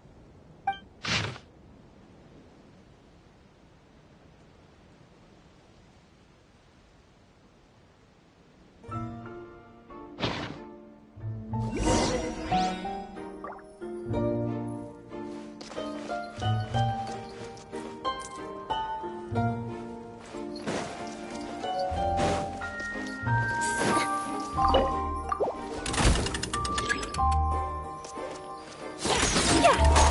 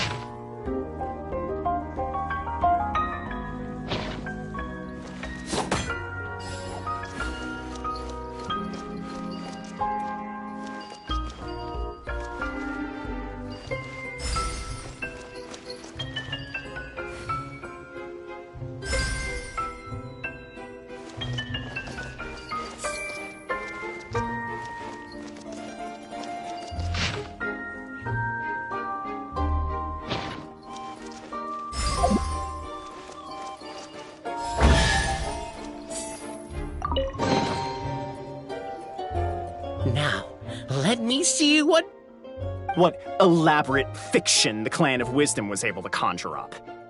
If anyone's listening, I would like to submit these as my last words. I surrender. I'm the one who murdered Cappe.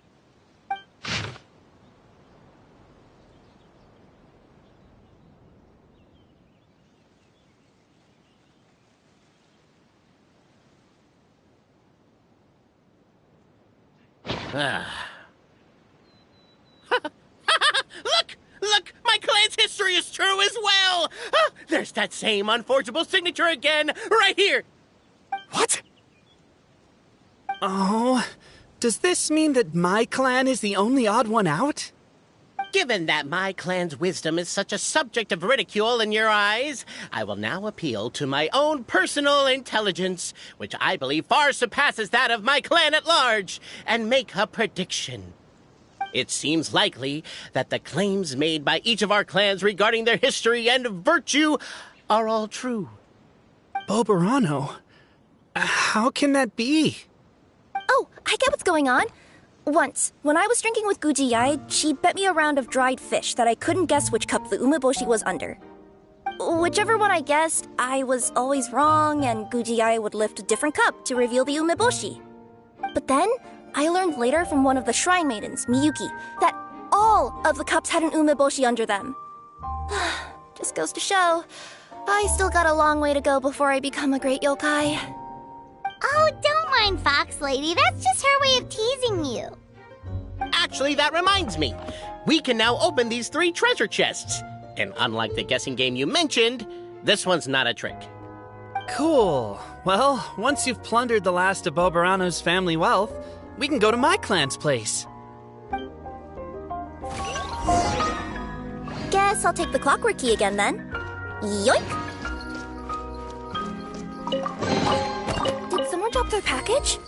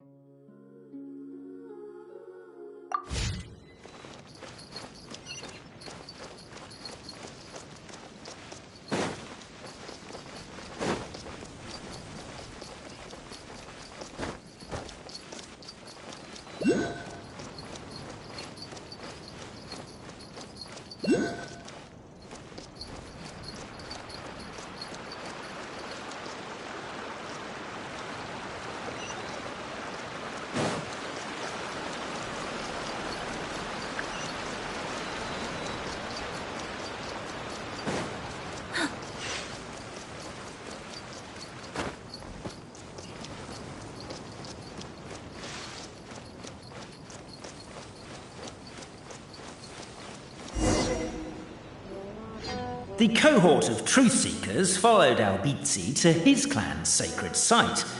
They arrived to the site of a giant guard towering over them. Up ahead is my clan's gigantified guard. He can be a little pig-headed, and he's incredibly strong. Your weapons won't even scratch him. Wait, but wasn't Cappe's clan the one that's all about strength? So, what do you guys believe in then? Oh, the guard is one of Cappe's people. Size is a coveted trait in the clan of strength, after all. Mine is the clan of empathy, and our key contribution is growth serum. What's empathetic about that? Our ancestors believed that, just maybe, the dragon of old didn't mean us any harm at all. Perhaps the dragon simply didn't notice us, since we are so very tiny. So, they drank the growth serum and grew even larger than the dragon. Then, they set the dragon down calmly explained their perspective, and eventually taught it how to empathize. The serum isn't what it once was, though. Nowadays, it doesn't make you grow all that much, and it actually makes you lose your empathy. So I advise we take a detour. Despite Albizzi's words of caution, somebody, no doubt, has other ideas. Surely we could avoid a conflict with the guard, they think to themselves, if we could just try to understand one another. You could, of course, just take the path to your left and go around. But some people are gluttons for punishment. It's all part of the experience, I suppose.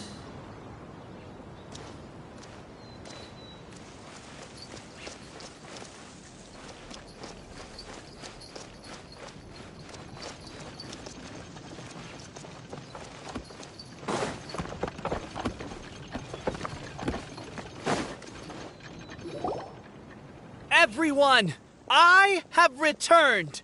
I come with the long-awaited Marquis and their followers to search for the lost origins of our clan. Well, we weren't told anything about that this morning. Get out of here. Leave us alone.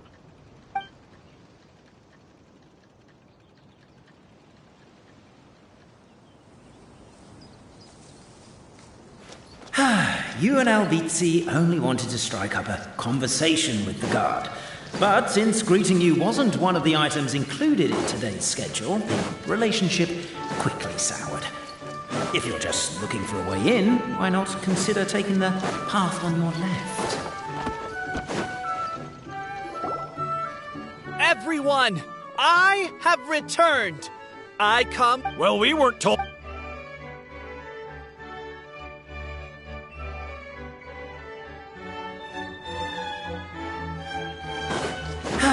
You and Albizzi only wanted to strike up a conversation with the guard. But since greeting you wasn't one of the items included in today's schedule, the relationship quickly soured. If you're just looking... Why is my own clan treating me like a villain? You've been away too long. We all have. Feels like we've been waiting forever.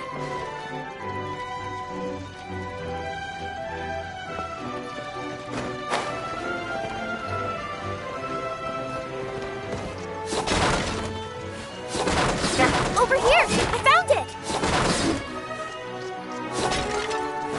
Oh! We should be getting close. Why is this place so full of junk? Are you the kind of people who never throw away the box when you buy something because you're worried you won't be able to return it without the original packaging? We'll never find the Oracle Pillars in all this mess. Never mind that. We have a more pressing issue.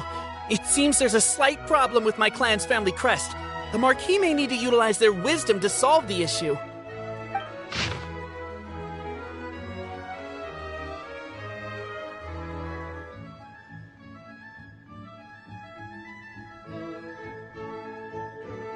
Wisdom too, huh? Well, you guys have a bit of everything, don't you? Except empathy. Keep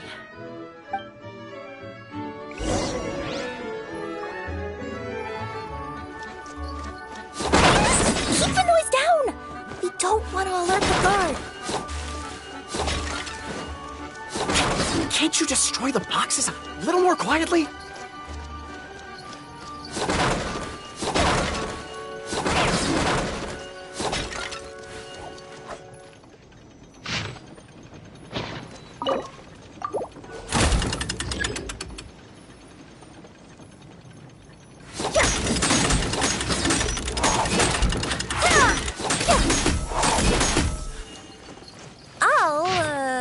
I'll go keep watch.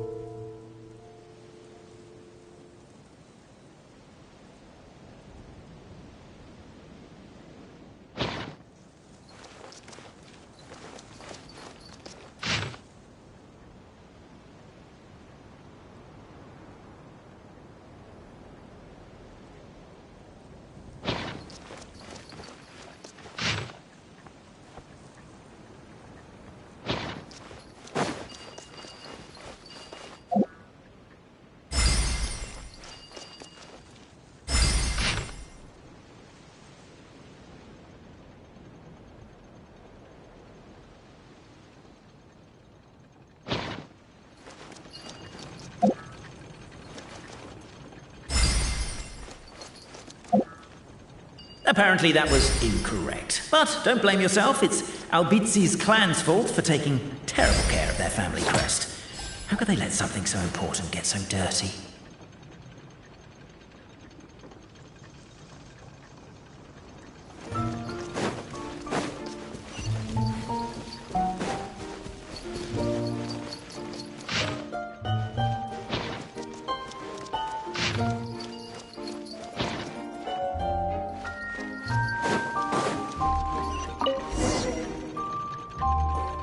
This is the guard's headquarters.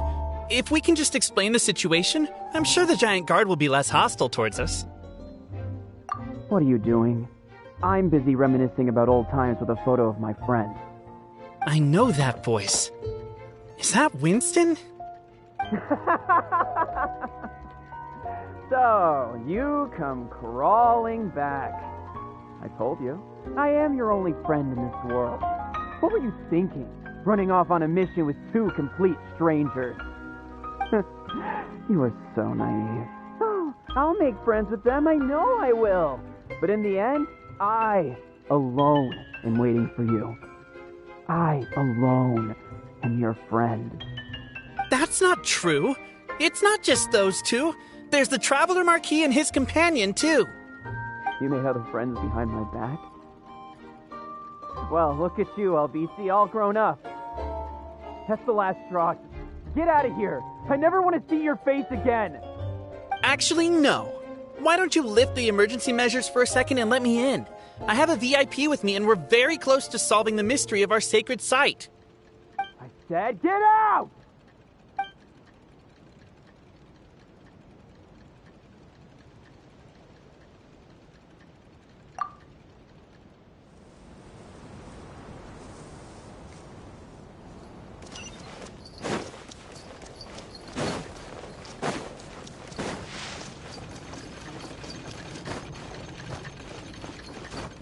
Yep.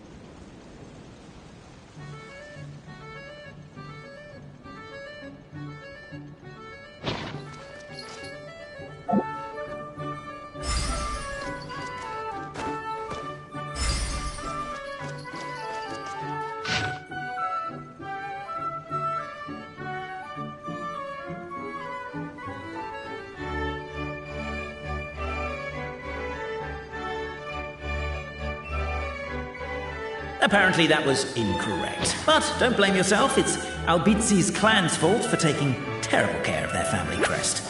How could they let something so important get so dirty?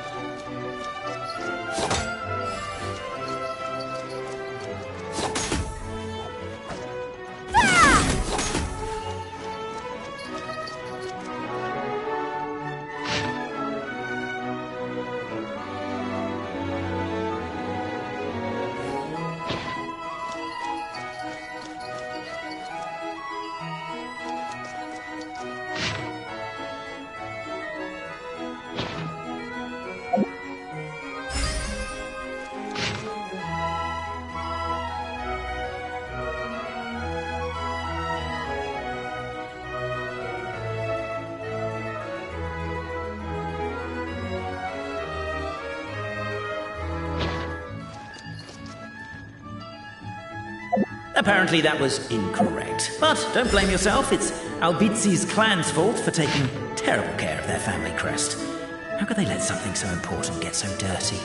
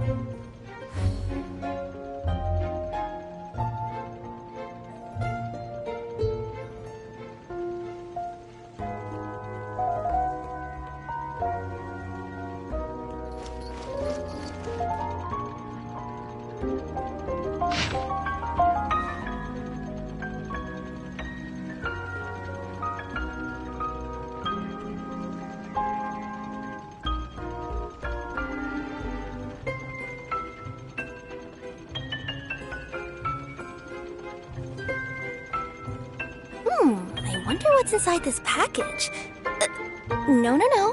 No peeking at my customers' stuff.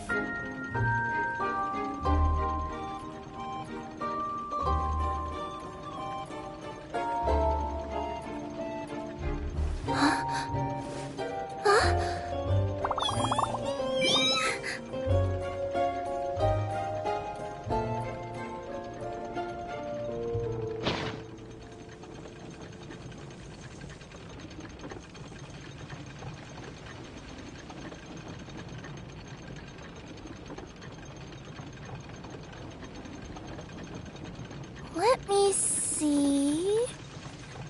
Okay, let's get going. The next location on my list is really far away.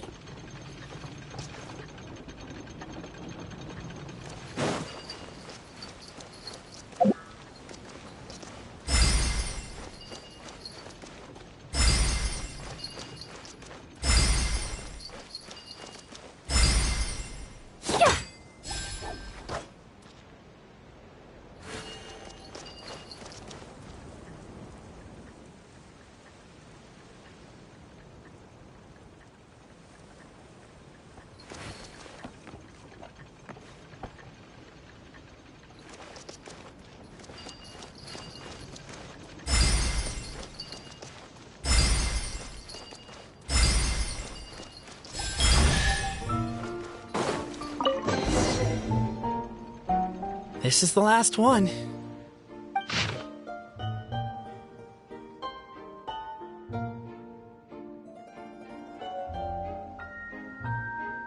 The signature. So it's true. Empathy is one of the founding virtues of Constellation Metropole, too. Just as we suspected, all three are the truth. Okay. Well, this is a lot to process. I feel a little empty inside. Yes, we found the truth, but there's too much truth. I get you. It's like in Inazuma, when there were only 6 books in the Mirage Warrior series, it was really popular. But by the time book number 88 came out, nobody wanted to read it. They'd all lost interest. A brief moment of joy is drowned out by a growing feeling of melancholy. But perhaps there is a glimmer of hope to be found too? Anyone? Anyone? All right, I'll say it. How is it the case that these 3 versions of history can all be true at once? So, Paimon was worried she'd look stupid for asking the question. It's not a stupid question at all, my dear little pixie. While I did postulate that different truths may coexist, there is an issue when it comes to these 3 truths in particular. The problem is, all 3 truths are the history of the exact same thing, namely the dragon and the Metropole's origins. Yet all 3 bear the signature, showing that they're genuine.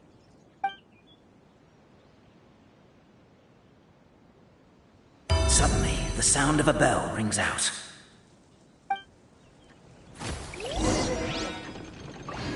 The bell! It rang once! What does that mean again? Ah, yes! Highest level of emergency! Everyone, to the main entrance! Stat! Bring all the glue traps and place them outside the gates! The whole city is on the lookout, and there's only one way out. It's the path right in front of you.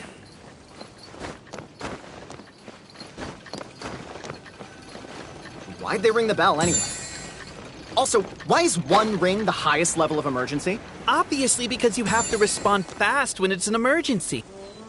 They're outside! After them!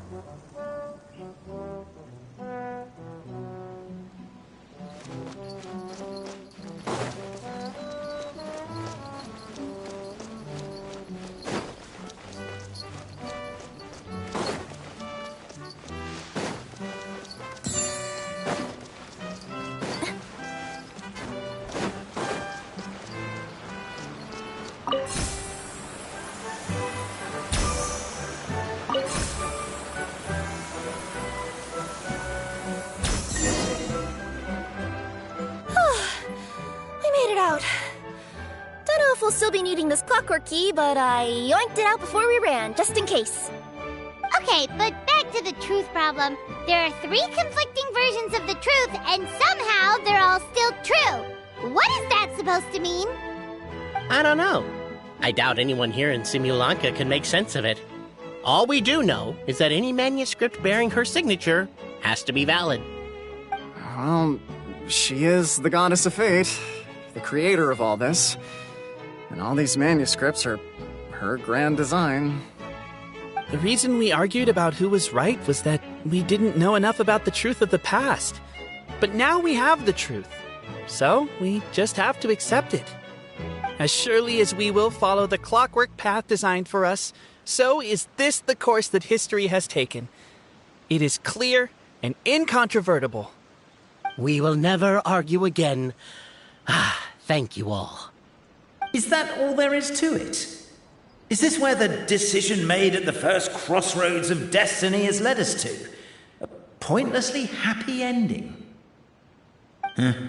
Overthinking it would be equally pointless. Well, that's enough for one day. Time to take a break. Could you be any more cryptic? You're planning something. Paimon knows it. Whatever happens, today was a breakthrough in my journey of discovery. I will go back and share it with my clan. Me too. And me. Let's leave it there for today, then. I'm sure we'll find out what else Mr. Narrator has planned for us tomorrow.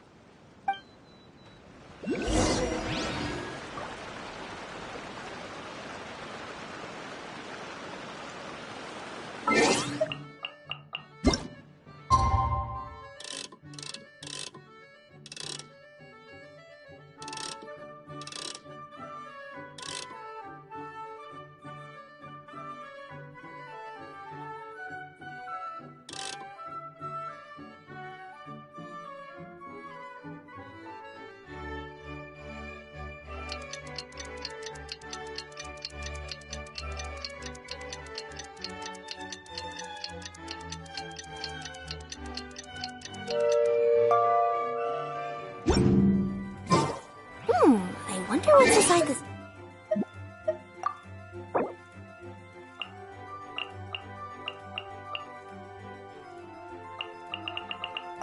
Package?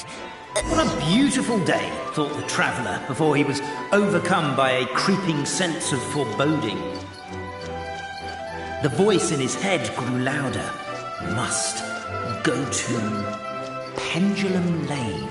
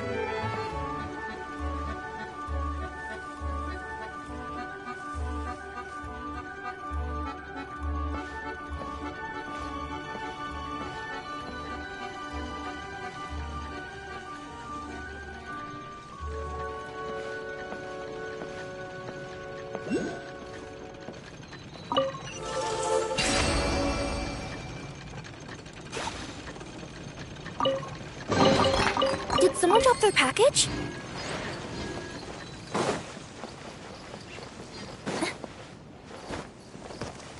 Pendulum Lane is just up ahead. Something must have happened here after all. Everyone's crowded around.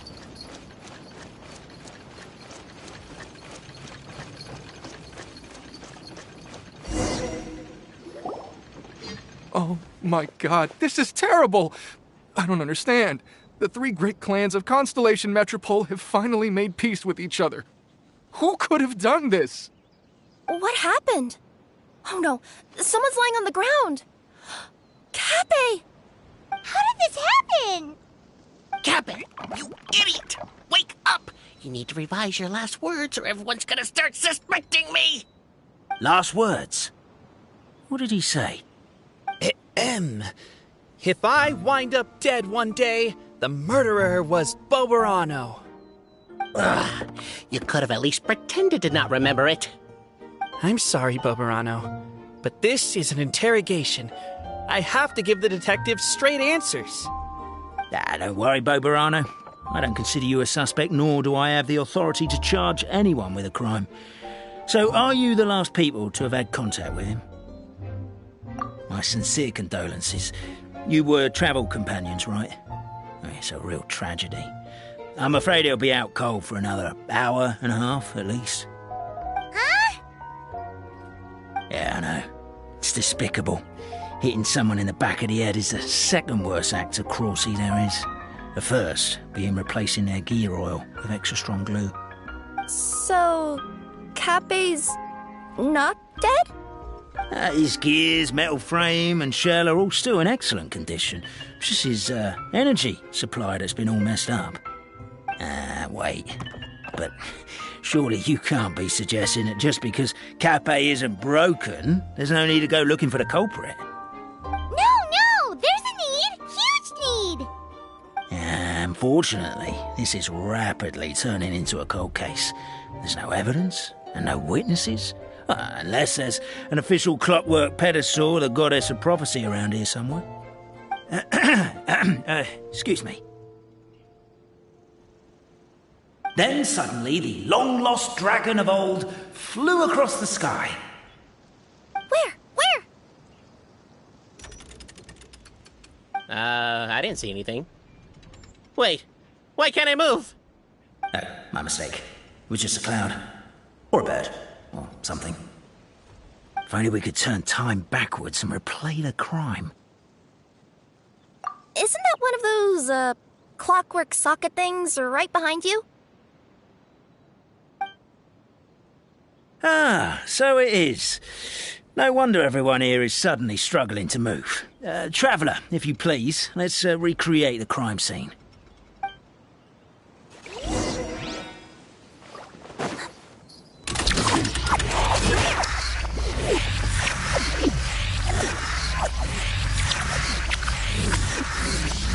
The crime scene's too chaotic. I can't make heads or tails of it.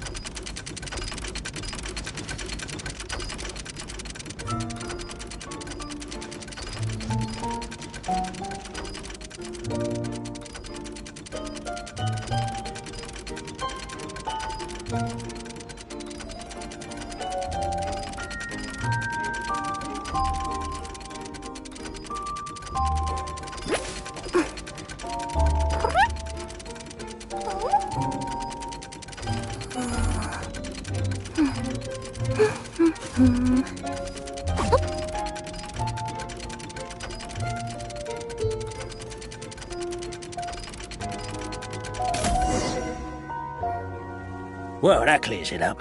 Cappe was walking along the street, and he suddenly collapsed. He was faking it. What? So case closed? Aren't you supposed to investigate a little more first? Well, we literally replayed the crime scene and saw it with our own eyes. There's no need for any evidence gathering or powers of deduction now. And besides, maybe the truth is inherently strange by nature. Like how Constellation Metropole has 3 histories, each of which is the truth. But didn't you say Cappe was struck in the back of the head and knocked unconscious? For all I know, he could have bashed his head against a toilet bowl before leaving the house, then walked here in a daze before finally passing out. As for why he might have done that, my guess is...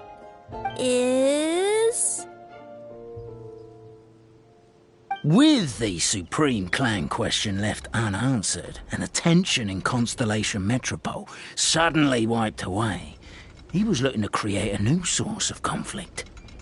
Only then would the city feel alive again. Do we really think he's capable of that, though? Sounds like a pretty complicated conspiracy for the average Simulanka resident. Traveler, something about the crime scene isn't sitting right with me. Immediate area won't have appeared in the replay. Is it possible that something was missing from the scene? Why don't we search the area? Wait, what are you doing?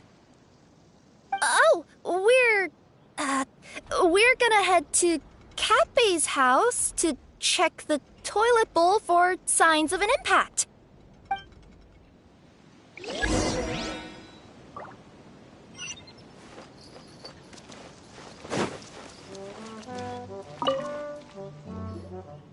Hello there. Have you seen my spear by any chance?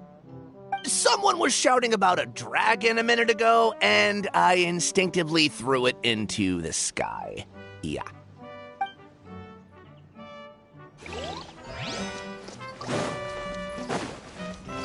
There's a spear here.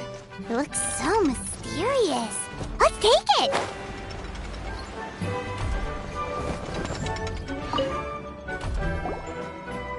You're not from these parts, are you?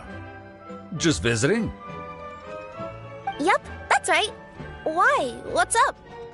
Well, I was gonna offer you a great job in the Titanium mines. A safe and secure working environment. Doesn't sound very safe. At least not as safe as being a courier. To keep the titanium ore intact, we use specially designed pickaxes that can't cut through it. Even if you struck a person with it, it wouldn't so much as leave a scratch. And in terms of labor intensity, the work has been rated as Class 2 physical labor by a reputable organization. Even cats can do it. I'm not... never mind. I give up. Welcome to Paimon's world. Mind you, I don't know what happened today, but somehow a pickaxe has gone missing. Maybe one of the giant guards broke it down, so someone took it to perform a rapid resuscitation procedure. Sounds pretty brutal for a first aid technique. Still, a missing pickaxe. Huh. Is it just me, Traveler, or does it seem kinda suspicious?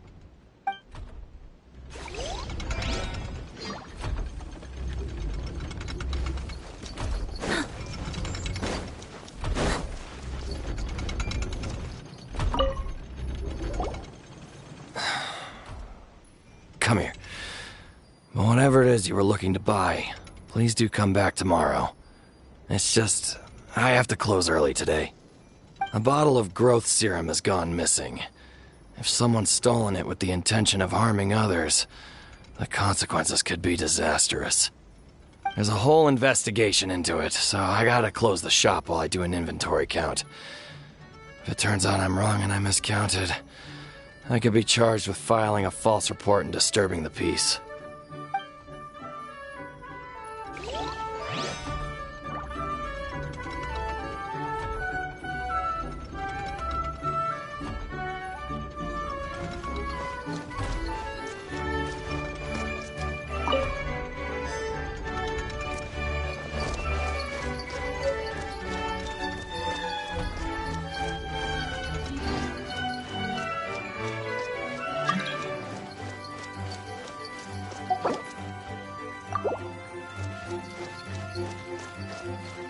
A pickaxe? What is it doing all the way down here? There's gotta be a story behind it. Let's take it.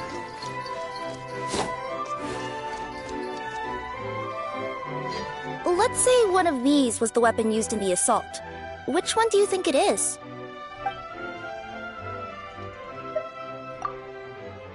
If so, there's no way his head would still be in such good shape. He'd have a big dent in the back. And if the guard is to be believed, he had the spear in his possession right up until that guy shouted about the dragon. Let's say one of these was the weapon used in the assault. Which one do you think it is? If it was the growth serum, Kappei would have been turned into a giant. Also, the bottle probably would have shattered when it hit him. We would have seen the debris on the ground. Let's say one of these was the weapon used in the assault. Which one do you think it is?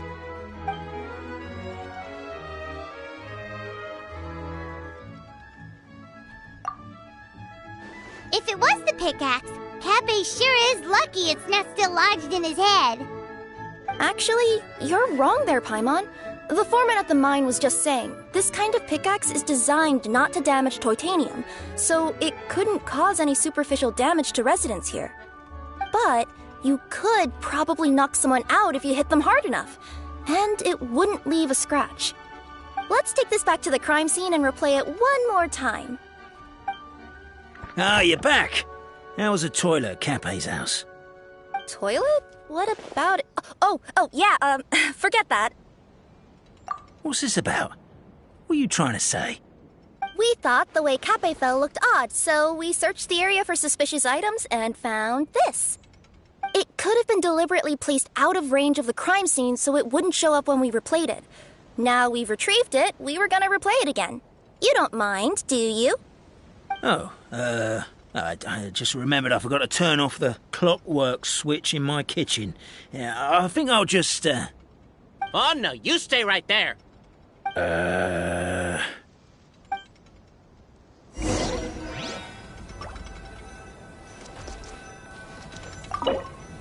We should be good now.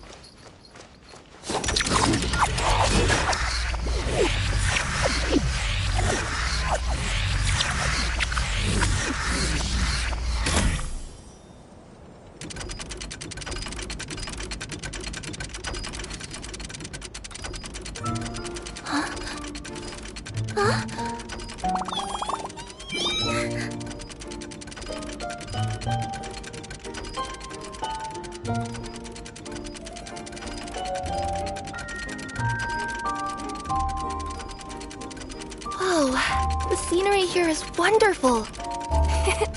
I've landed the perfect job.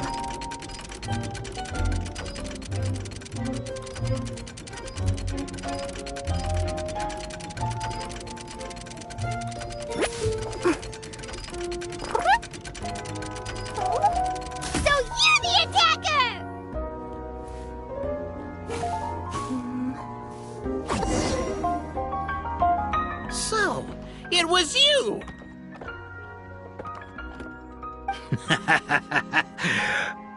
I would congratulate you for cracking the case, but since I did such an abysmal job of covering my tracks, didn't exactly have your work cut out for you. So, all I can say is... Catch me if you can!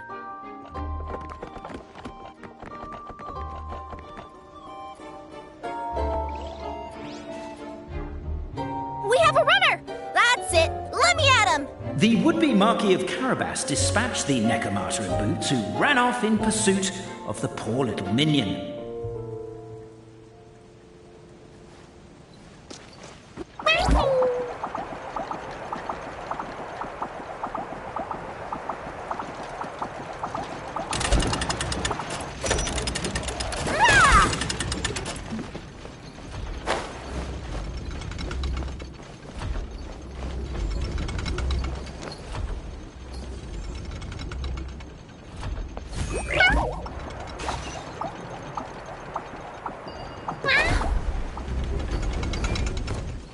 The minion's poor little lower back was protesting painfully against the intense physical activity. He decided to take the elevator, giving him a moment to catch his breath.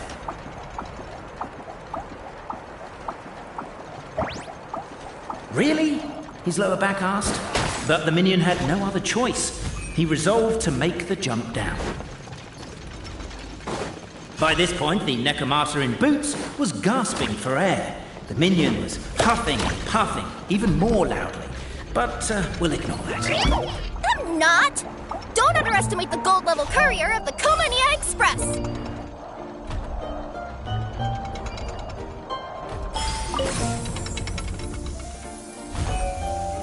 A characteristically catty response from the Necromata. Tell me, what do you hope to gain from bullying me? I get to let off some steam!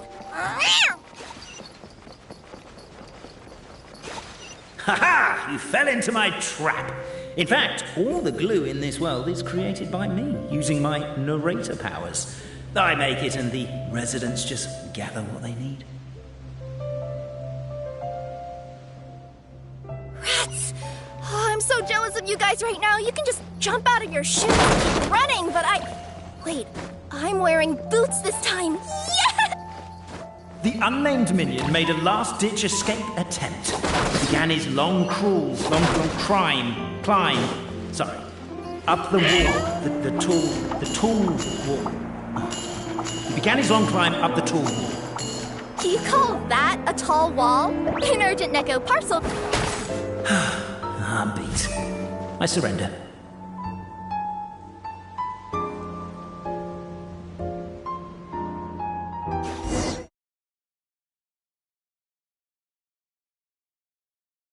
Run! All right. I confess. That was fast. Getting caught by you here was a backup plan. I don't know if what I've done will make things better or not. Time to come clean. I am the narrator, the one who's been guiding you all this time. You're overdoing it a little bit there. Anyway, I only did what I did because... Why are you suddenly spilling the beans? I poured my heart and soul into all this. I was worried you wouldn't ask. The truth is, I was one of the first conscious... And I've known for a long time that this whole world is just a fairy tale written by the goddess of fate. I know they say that fairy tales are just made up for kids to read, but I refuse to believe that fairy tales are just fictional stories and nothing more. The reason why Constellation Metropole has 3 origin stories is that the goddess of fate wrote 3 drafts and couldn't decide which one she liked best. Then her cat trod all over them, and they all got crumpled together, so the 3 worlds just sort of folded into one. The goddess of fate was torn between them anyway, since she couldn't decide which ending was best for the dragon or the kids. So when she saw what the cat had done, she simply decided to go with all 3. Who'd have thought? But what does any of this have to do with what you did? You're not a fictional character, so you couldn't hope to understand my sorrow. Honestly, I don't think there's anyone in all of Simulanka who would understand. Every day that I experience, every interaction I have with another person, is it really all just a work of fiction? The only reason the three great clans wanted to find out the truth was for the pointless task of electing the supreme clan. I thought that once they'd learned the truth, it might make them curious enough to investigate further. But as it turned out, they just accepted it and carried on living the same old lives. I have to motivate them to keep looking for answers now that they think they've learned the truth. I have to make them uncomfortable with the superficial explanation that they took at face value. And I have to figure out, once and for all, while you real people from the outside world are still here, are we real? Aww. That's my full confession. Time for you to take me back. I'm guessing I'll probably be forced to make a public apology, then sentenced to half a day in solitary confinement. I definitely deserve half a day. Oh, also, pass this message on to Cape, Bobarano, and Albizzi, if you could. The Great Clockwork Key was originally put in place jointly by the ancestors of the three clans. If the three of them had any ability to cooperate whatsoever, they'd have been able to remove it by themselves. Over all these years, not once have they ever tried removing it together. Oh, my poor child. There's one thing you've been mistaken about this whole time. Ah! Whose voice is that? Detective? Was that you? Your voice acting's actually pretty good. The reason fairy tales are suitable for children is that they help them to understand the world. Fairy tales may be works of fiction, but at their heart lies an internal logic that is undoubtedly real-world truth in a condensed form. Perhaps they simplify good and evil, and perhaps they hide the darkness in metaphors. But let there be no doubt. The world within fairy tales is as real as can be, and by extension, you and your compatriots are also real. Goddess! Is it really you? The line that separates footnotes from narrative can never be crossed. Never the two shall meet. This is why you have never heard my voice before. But now you wish to break free from the story, and there's a cat nearby, so you can hear my echo. Necromora! Just your echo?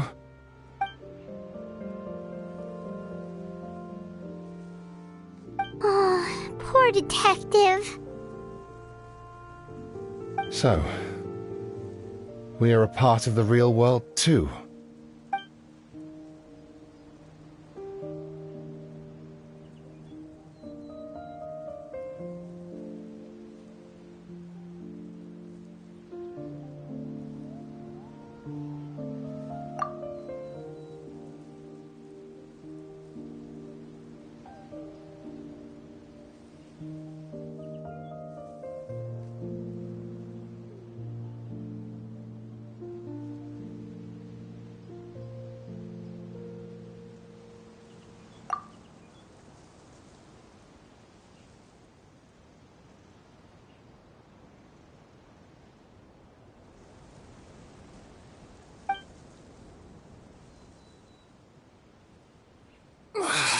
My head's spinning.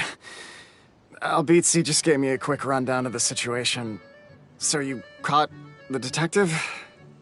Sorta. We chased him until he surrendered. Oh, and he asked us to pass on a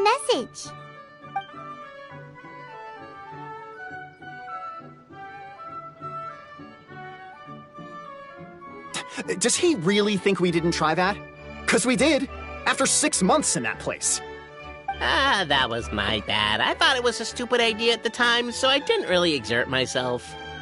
I also sort of stopped trying after 3 years. Never mind. I'm partly to blame as well. On the second attempt, I just hugged the key and pretended like I was pulling as hard as I could.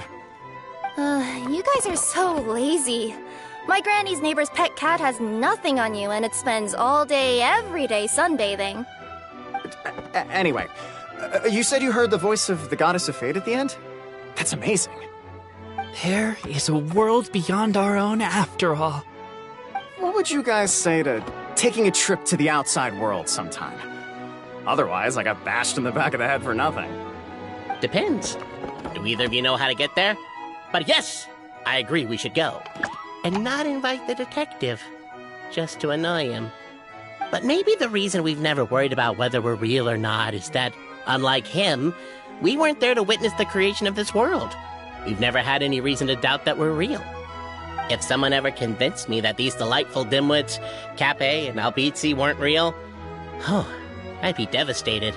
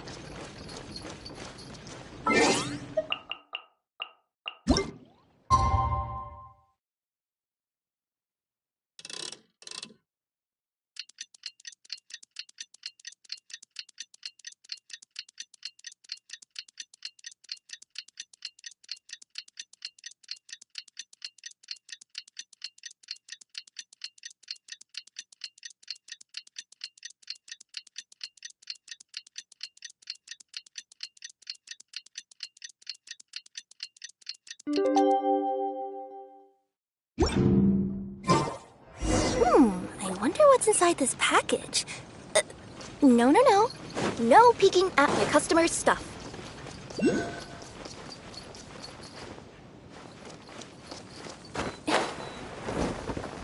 Ah!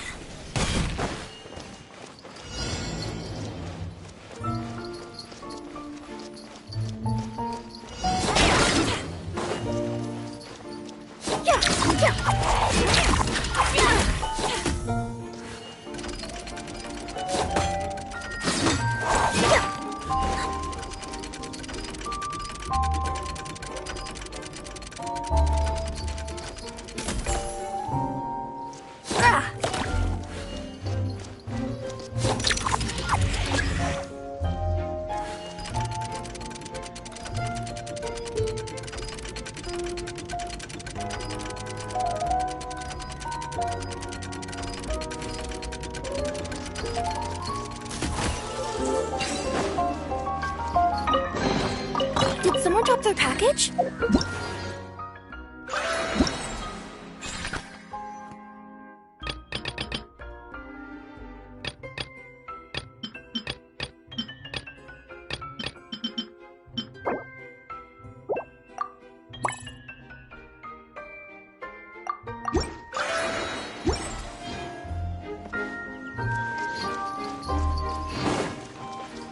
Yeah.